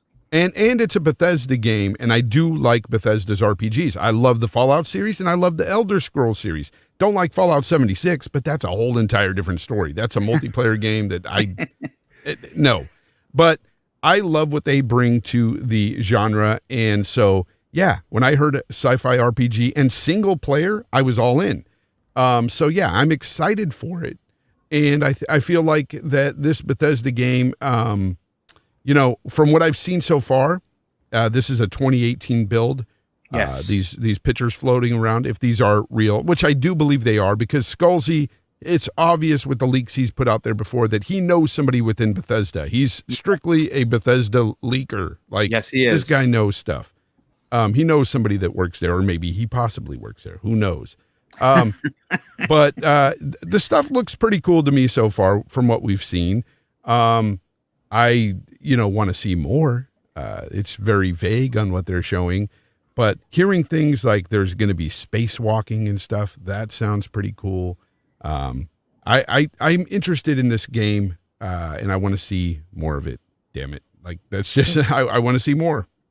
Well, you know, I'm expecting a massive blowout at E3. I know that we know we do have confirmation that the Xbox show is going to go right into Bethesda, or Bethesda is going to go right into Xbox. We don't know, with a small break. So there's going to be a massive amount of coverage coming for what's coming for Xbox. Yeah, I think they're going to show it. I think what they're going to do is possibly see what I think might happen is on Xbox's stage. I think they might end with Starfield and then go into more in depth in Starfield with Bethesda when they open their show. I think they'll go more in depth, and they're going to show us a lot there because I think this game is coming very, very soon. Yep. But I still argue with Rand a bit. I don't think it'll be out this year. At the end of the year, I think it'll be out maybe March of next year, springtime. I think it's either September, October, brother. I mean, you make good points. I've heard you talk about this on RDX, where you don't think that it's making it this year, and maybe COVID's a part of that. We don't know for sure, but I just think that's why I think it's come down to the pandemic for me. Yeah, I agree. Because what we've seen so far, I mean, really think about it this way: leaks from E3. Usually by this time, we have so much news to go over before E3. We have nothing really right now. I mean, we have these few Bethesda leaks here, but this is really nothing in comparison to previous years for E3. Where is all the news? Like, nothing is really showing. And I think partly it's because of the pandemic, being that nobody can really get together and stuff. So there's probably not a lot of leaks that are going to happen. But I think that the other reason is that these companies might not have a lot to show this E3. I agree. You know, and I think that's the way it's going to be. I think personally, I think there's there's not going to be a lot of games stuff to really show this year. Do you think, if you don't mind me, but I'm just gonna ask Fonz a jump question. in. Do you think because it's gonna be an all digital event now, they have a little bit more control of who can see things, and it's not exchanging so many hands? Because I know when they have these events, they're probably planning a few months That's ahead, true, right? And they're Yep. getting things out and moving a couple months before. Now that it's all digital, they probably have, Yeah, I agree. everything on a I tight agree, ship. and that's why I mentioned that. I think that because it's because of the pandemic that they're not really getting together to really go over this kind of stuff, so there's less leaking going on. But I also think that there's going to be less games shown as well, and that's not to say they're not going to show a lot of games, folks. I still say that it's going to be some great shows. It's just not going to have as much as we've seen in the past because I don't think a lot of these games are ready. And matter of fact, the last past year, every game that has dropped has been buggy, has had issues and serious issues, a lot of them. And, I thought it was going to be taken care of after the Cyberpunk debacle, but it seems like the publishers are still pushing these games out before they're actually ready. And I think that may have something to do with it as well. Maybe they're going to slow down a bit and really concentrate on getting these games to be, fleshed out and be, less buggy. Because I'm getting sick and tired of being a beta tester right now for these games. When I spend money on them, I hate that. I got some news for you, Fonz. I don't think that's going to change in the foreseeable future. I hear a lot of people say that QA is one of the hardest things that was hit. And also, as these games are getting a lot more sort of complex and all those things. And that's not to make an excuse for them. I'm just saying the reality is that may end up being the case. And I was on the Scumcast the other day, and I was saying maybe us as gamers, we got to maybe begin to think about not buying these games at launch, right? Yeah. Because if we keep getting hype about buying these games on day one, because if you're a content creator, you want to get those because you want to share them with your audience and tell them what you think about them. So hopefully you can help them make a decision. But I'm saying the community at large, unless these studios see that there's financial harm to them releasing buggy games, they're going to continue to do that, right? Once you connected the internet to these consoles and gave them hard drives, updates were a thing of that we just all had to get accustomed to. So I say all that to say, the only way what you're talking about changes is if we get together and say we're not buying these games day one. And guess what? How many games do you buy on day one and then it goes into your backlog and then you never play it, and then by the time you play it, it's cheaper? Oh, right? For sure. Yeah, a ton of games. Oh man. So I think that's really the way to deal with that problem. Now, as far as Starfield goes, I'm joking saying we don't know what it is. We have an idea, and I'm playing Mass Effect Legendary Edition right now, which we happen to have on screen. Is great. Which is fantastic, dude. Wow! My God, it still holds up. It still holds up. That. First of all, they don't do. I think Neo was saying this. Neo GameSpark on Twitter. When you play Mass Effect, you realize that they don't do dialogue like this anymore, right? No, they do not. Just the way they told this story, it is very hard to come by. So I think that there is a hole right now that has been sort of exposed by the release of Mass Effect Legendary Edition. And I'm loving all the people that are playing it for the first time. But what kind of timing is that? Everybody wants another space adventure, and here comes Starfield, right? If they can succeed, if they knock this out of the park, I think everybody has been waiting for something like what we're hoping Starfield is. And I think that's where the sense of all the hype comes from. It's because we want another big space RPG style drama. And I don't think it's just that, Everborn. I think it's also because it's a Bethesda game, and if you're a Bethesda fan like I am, you're going to be hyped for it. And, and that's why I don't understand. Like, I get it if somebody says, "Well, I'm not hyped for this game," like Philly Eagle in the chat. Obviously, he's not as hype on Bethesda as, say, maybe I am. So there's the difference as well. Yeah, like, if you're a big Bethesda fan, you're going to be like, "Hey, single player sci-fi RPG, I'm down." Yep, sign me up. And, you know, to your point, Fonz, I think if anybody, so we know Ratchet's coming out. I think that if anybody, if you hear that Insomniac is making another game right now, do you care what it is, or are you just like, oh, I can't wait to see it and I can't wait to play it because they've kind of proven themselves? So I do understand that, right? It depends on what it is. Now, if they said it was another game similar to, you know, Spider-Man, a different, you know, character maybe, yeah, I would be excited. But if it was something like Song of the Deep, no thanks, you know. No, what I'm saying is if Insomniac says we're making another superhero game, do you even care who the superhero is? Exactly. I'm hyped. Exactly. Yeah. So no, I can dig that. I just think that we are very excited for this game for a lot of different reasons. I like what the game sort of represents. I just want to see it. I'm tired of talking about Starfield and we didn't see it. Give me a trailer, and then I can be hype again. I feel you. Yeah, different strokes, man. Like, I get it. Like, you know, I can hear something from a company, and if it sounds like it's my type of game, I can get hyped for a game. You know. Yeah. Do you guys think that release? I'm sorry, Everborn. Go ahead. Yeah. I was just gonna ask a question that maybe you can add to it. Do you guys think releasing Starfield and Halo in the same quarter kind of hurts? Nah, that's so different. I was actually just gonna come to that point. Like, it's and good. Crispy Rambo brought up a fantastic date on the chat. He said Starfield 22, you know, kind of like dope. Skyrim, you know, Skyrim came out on 11/11/11. Starfield could be pulling something like that. I don't know. Listen, and listen, if Halo comes out in November, February is not long to wait. And if Halo hits the way, you know, Microsoft wants it to hit, and the way I think it's going to hit, and the way people hope it's going to hit, I think that people will be playing that game for 3 months.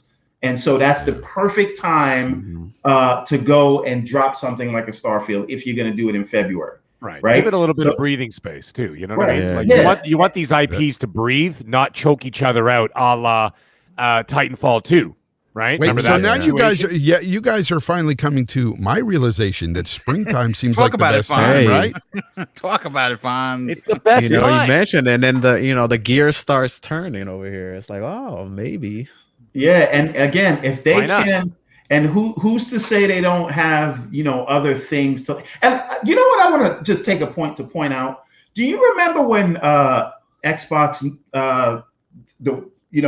Xbox proper released that article talking about the 31 Xbox exclusives they had for 2021? Mm-hmm. How many of those games have actually come out yet? Well, I mean, again, a lot of those games were AA and AAA games. I mean, that are coming. This is my point. So if only like 2 or 3 of them have come out so far, that means in the next half of this year, we are going to get the Ascent. We are going to get Crossfire X. We are going to get Exomecha. We are going to get Tunic, Scorn. All those things are coming out to sort of give people things to play. And I think the Ascent is going to be huge. I don't know how big Tunic is going to be, but it's going to be one of the games that I put most of my time in. Stalker 2. 12 minutes. 12 minutes. Come on, baby. All those things, right? So those are the things that you can pad around Halo. And if Forza comes out, right, you can put all of that around Halo. And then at the top of the year, because, you know, that is when there's kind of usually a lull after the holiday season, they can come out with Starfield right around that time and clean up and be the talk of the town without all the competition of the other, you know, big third-party games and whatever Sony has in store. Yeah, that's like that's the Capcom move.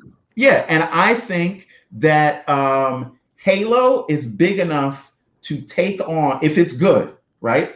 And I believe it'll be good, but if it is good, Halo is big enough to take on Horizon Zero Dawn, and if by some miracle God of War Ragnarok comes out. I think Halo is fine to stand against those in terms of people making a decision during the holiday season, right? So I think they're fine if Starfield goes to early 2022. I don't,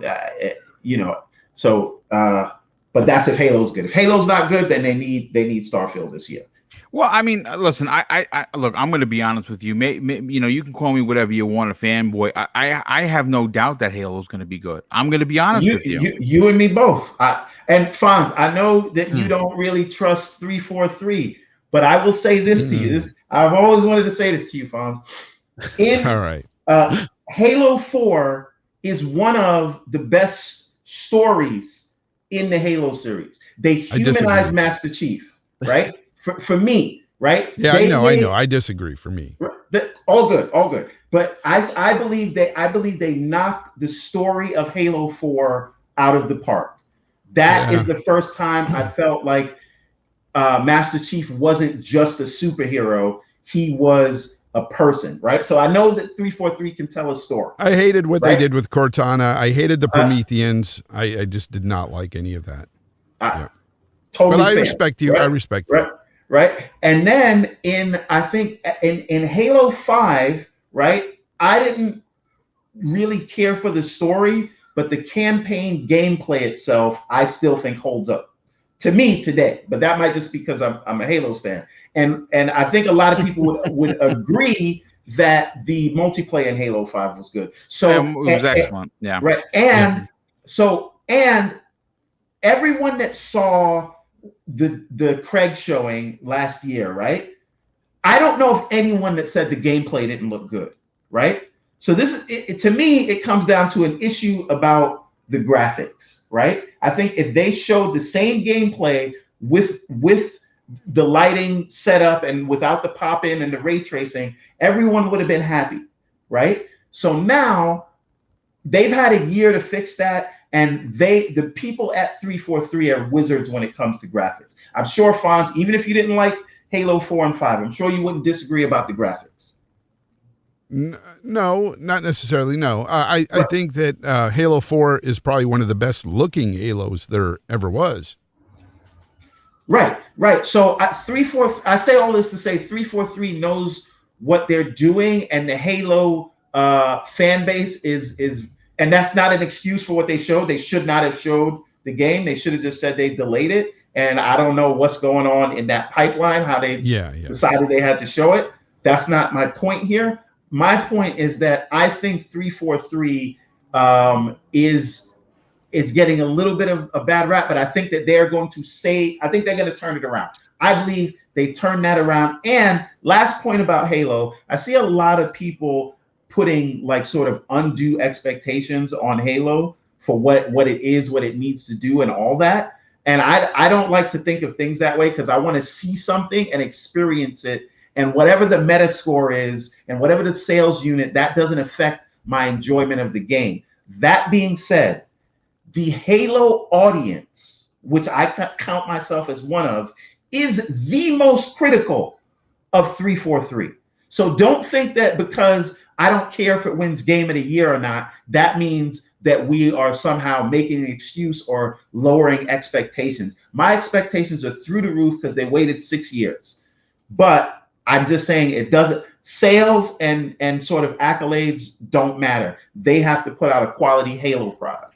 Well, what I want to do.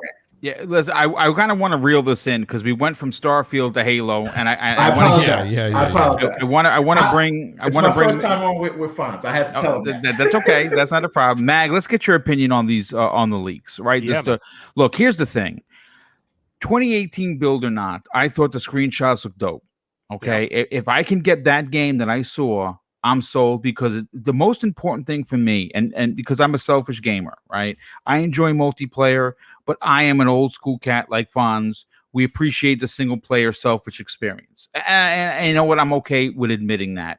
Starfield is for me because it's a single player game. and it's single player focused. It's not split down the middle, or we're going to get a little multiplayer over here. We're going to get single. What are your thoughts on the leaks so far? Has anything got you more excited or less excited for Starfield? Well, I'm not less excited and I'm not more excited. I'm just happy it's coming. I'm excited that it's coming, because the thing is, at the end of the day, I haven't seen enough to be able to be like, you know what, this is my jam right here. And this is something that I've always agreed with Randall Thor, where Rand is like, I don't get super excited for a CG trailer. He's like, I want to see gameplay, because then at least I can, infer my thoughts of what I'm going to be doing with the controller, right? So when you actually see gameplay, you're like, I'm going to be doing that. So therefore you can identify with what what they're showing on screen. Like even the Fable thing, like I'm like, yay, Fable. But all it showed was a fairy getting eaten by a frog.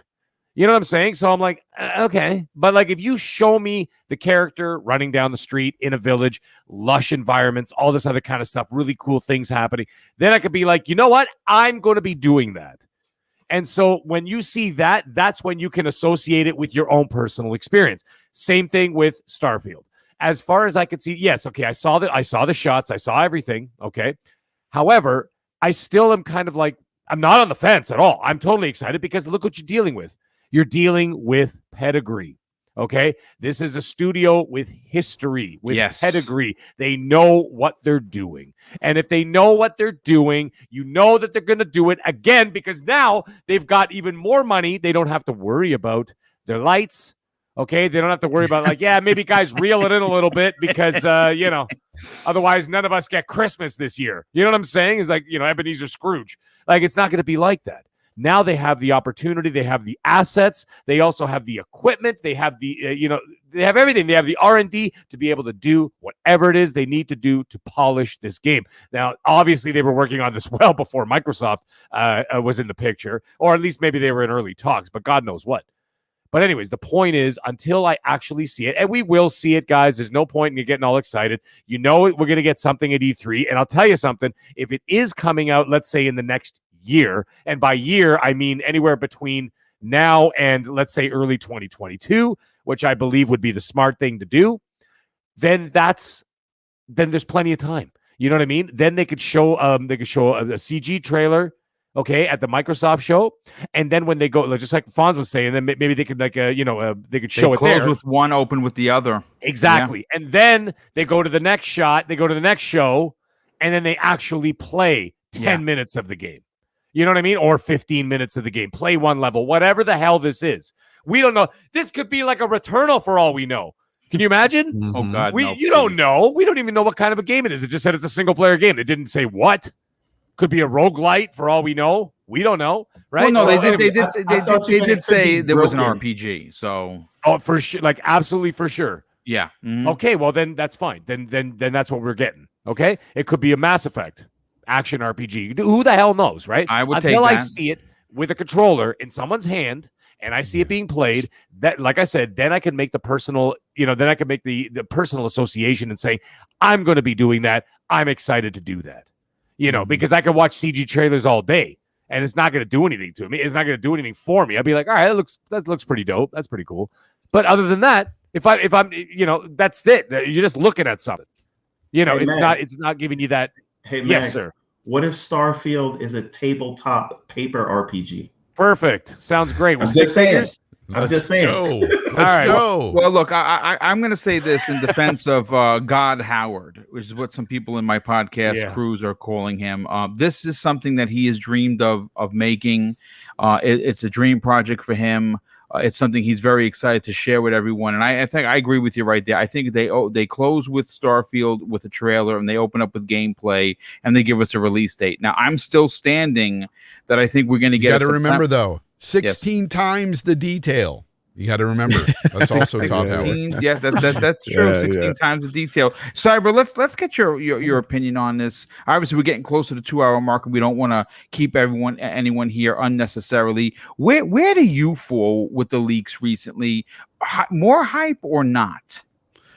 I'm excited for it. I'm kind of in the same boat as Mag and Fonz. I need to see more from it. You know, we need to see exactly what this game is, the stills, the screenshots, and we know they're older screenshots, but you can't really tell. This could be, you know, the kind. I get the association that or the distinction that Mag was trying to make with Returnal, right? Could be a game that, you know, it's not for everyone. Maybe it's a little bit broken in the beginning. Like, we don't know, but I'm excited for it. I'm excited to see. We haven't gotten a game. I mean, Skyrim to me was like one of those first RPGs that I spent. I can't even remember how many hours I spent on Skyrim, and to have sort of a space exploration RPG made by Bethesda, I am excited for it. But I just need to see more. I need to see what this game is about, how they're playing it, what we will be doing. You know, kind of like what Mag said, we need to see some kind of showing, some kind of, give me a 5-minute gameplay, actual gameplay. You know, maybe some cutscenes here and there, but we need gameplay of this thing. We need to see how you know, our characters are going to interact with the world, what we will be doing, you know, and things like that. But I'm sure we're going to get some of these answers here at E3 pretty soon. It's coming up quick too. In a couple weeks. In a couple weeks we'll be covering. I will say one thing to Mag though. On the Fable comment, all right, at least they showed a little bit more than Metroid Prime 4. Okay, that's all I'm saying. Oh, I mean, listen, I was happy either way because we got confirmed that Fable was coming. Clowns, let's get your final opinion on the leaks, and where do your hype levels fall for God Howard's baby known as Starfield?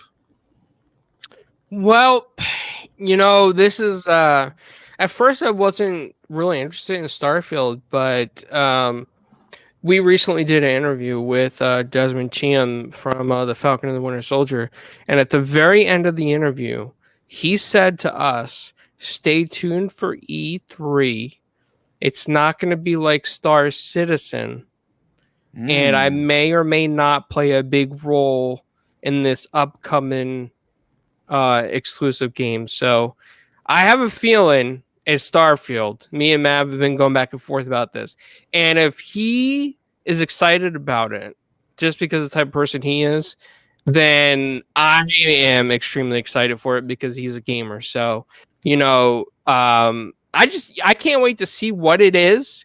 And we get some gameplay, more gameplay footage and more trailers for it. I want them to talk about it. It's like, it just feels like it's just like this big word that's being thrown around the internet, and it's just generating hype from both sides and causing anger. I mean, some people are probably out there breaking their consoles in anger over this thing. But no, in all seriousness, like, come on, at E3 Xbox, give us a little bit something about this Starfield thing, and don't make it small. I mean, there's all this big talk. It's your time to deliver, and E3 is going to be that place. So I really hope they bring that delivery for Starfield, and the internet can finally just calm down. Yeah. You know, it's going nuts on the internet over Starfield. Well, I mean, there's a lot to get worse. It could worse. It absolutely could get worse. Because what if it blows our minds, and what do the PlayStation guys do then? You know, that are complaining anyway. There's going to be Arnek in the streets, and then of course, and you know, listen, just buy an Xbox, just like I bought a PlayStation. It's that simple. Listen, folks, this has been a fantastic 2 hours. We had 400 people here today, a little over 400, 411 to be exact. Nice. That is pretty awesome, and I can't thank everyone enough for being here.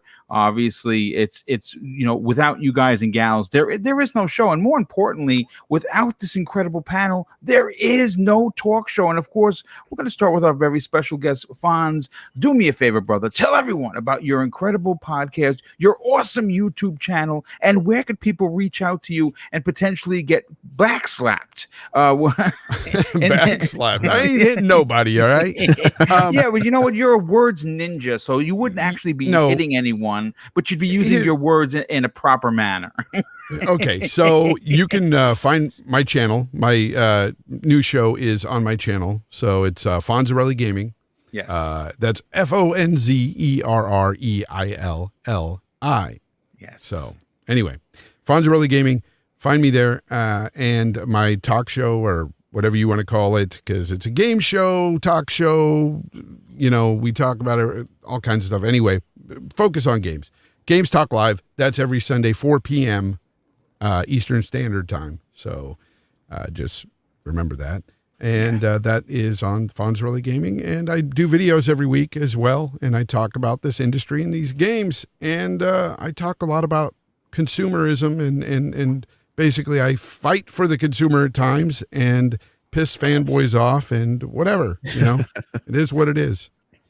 Well, you know, obviously you speak the truth, and you don't really play console wars, but what you do is you speak. I like to have fun on my show, right? I like to do Your silly show's great, gags bro. and stuff. I do silly stuff on my thing. I make parody commercials and stuff sometimes, and it's all in fun. I don't have any kind of hatred for any one fanboy or whatnot. It doesn't matter to me. Like, I'll make fun of any fanboy base. It doesn't matter. It's just like, if you're like holding a piece of plastic up and worshiping this plastic, you've got issues, in my opinion. I agree.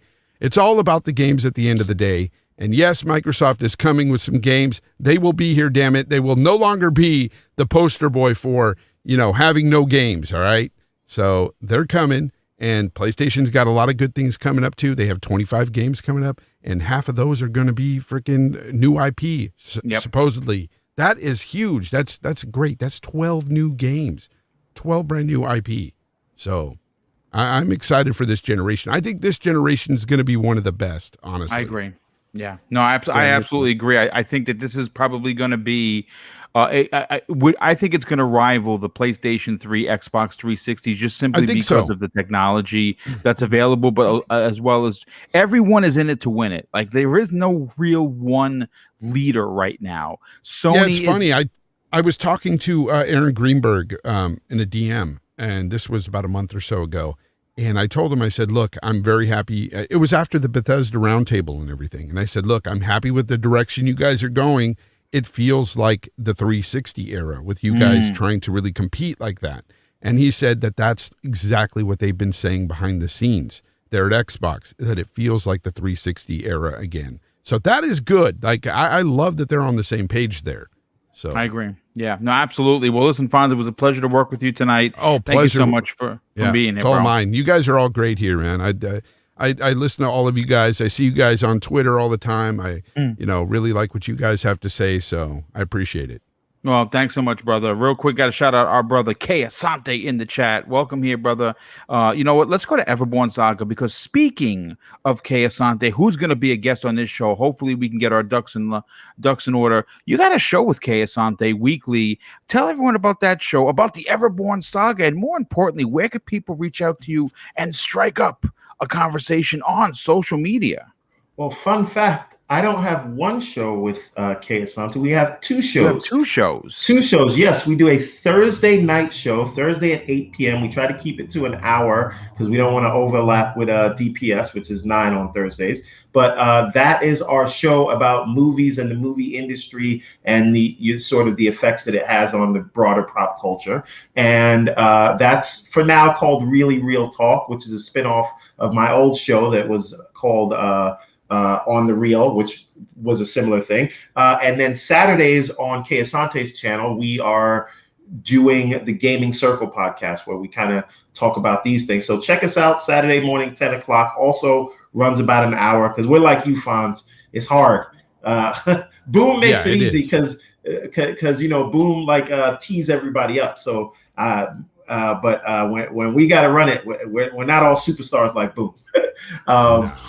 But thank you for that, sir. But you can catch me everywhere at Everborn Saga. That is PlayStation, Xbox, Steam, Twitter, Instagram, Facebook, TikTok, everywhere. But more importantly, check out everbornsaga.com.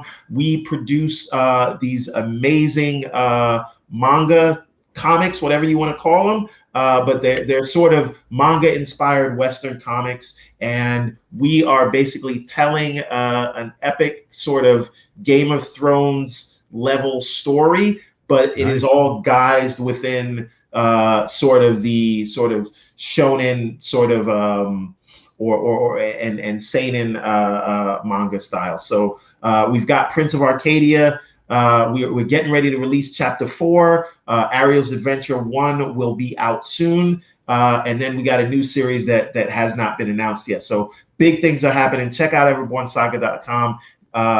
Check out the comics and find me on Twitter, Everborn Saga. Well, thanks so much for being here. Mag, let's get you on out of here, brother. Tell everyone about what you got going on tomorrow night with, of course, Noof Nukem. And more importantly, what else you got going on, as well as where can people reach out to you and strike up a conversation? Well, yes, of course, you can follow me on Twitter at the Middle Age Game Guy. That's with a GY at the end. And you can find me here every Monday night, 8 p.m. Eastern Standard Time with Mr. Boomstick XL and friends and special guests on Primetime Gaming. And that's right, Boom. Tomorrow night, you can find me at 10 p.m. Eastern Standard Time with none other than Noof Nukem and Titan Drago. And we will be doing Gaming After Dark, and it should be a spicy one tomorrow. On the PS5 and on the Xbox Series X, you can follow me at all one word, all capitals, because I don't know how to be quiet. I am the Meg. And yes, we're still locked down up here in Canada, so we're getting there. We're getting there slowly but surely. So the content will be coming when I can actually get my producer and filmer, and we're going to do some more videos for Pulse Music Media. That's coming in the fall. So until then, guys, it was a great show. Jay Fonz, it was awesome to have you on the show. Guys, everything was amazing. Can't wait till next week. Have a great night. Well, thanks so much for being here, brother. Definitely appreciate it. And of course, let's go to Cybernox. Cyber, thanks for being here, brother, even though you were late. And we understand why, because guess what?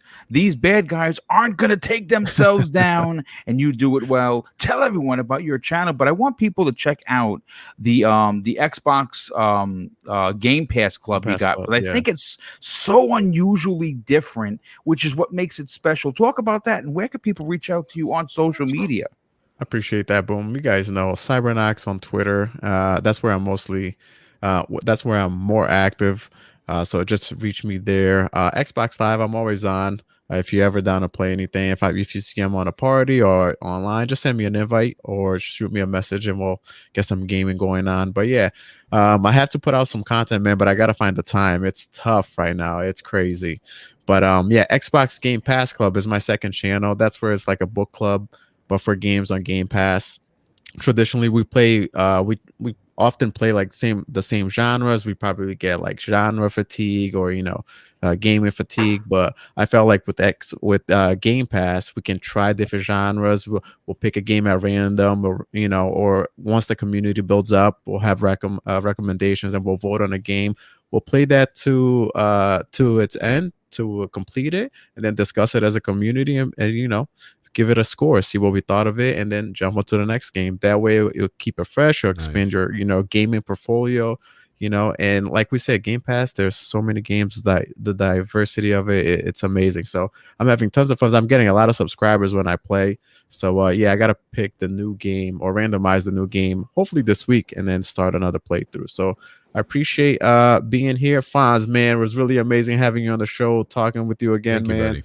And yeah, you're doing amazing things on your channel, bro. I really enjoy all your content. Yeah, and I love being here with my brothers, man. I can't wait for next Monday here, 8 p.m. Primetime Gaming. Well, thanks so much for being here, brother. And you get a chance on the outro. Check out the new outro. It's gonna blow your mind. He knows it's gonna blow my. I already know. Oh man, clowns! Let's get you on out of here, brother. You have been doing some incredible work at Four Guys with Quarters. The interviews are stacking up, and the talent that's lining up to talk with you and your crew over there is nothing short of astounding. Talk about that, and where could people reach out and potentially send you a calzone? Yeah, well, I would always love calzones. Just send them to Florida on a emergency package for me, and I'll get it. Yeah, so you can check us out at Four Guys with Quarters, 4GQ TV now on YouTube, and we've recently interviewed Dovich from the Flag Smashers. Correct me if I'm wrong, Boom, but from the Falcon and the Winter Soldier. Yeah, Flag Smashers. Yep, he was on, and we might be getting another Flag Smasher on. And I'm working on one of the co-creators of The Boys, that's on Amazon. He was the original comic artist and co-exec producer on the Amazon show. So working on that, and we're in touch with PR agents for the voice of Miss Marvel from the Marvel's Avengers game. And that's what we've been up to. And then our regular weekly podcast on Thursdays.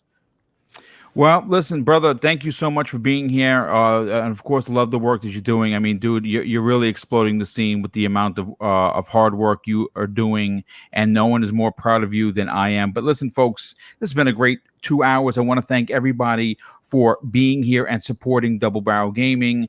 And of course, I'm going to close out the show with something that's important to me. Hopefully, one day it'll be important to you. And that's something that my father taught us when we were kids. And he said, son, treat others how you want to be treated. And also, it doesn't cost anything to be nice. You live by those rules, and I can guarantee you, you're going to have an awesome day. So take care, everyone, and we'll see you next week on the newest episode of Primetime Gaming with Mr. Boomstick and Friends.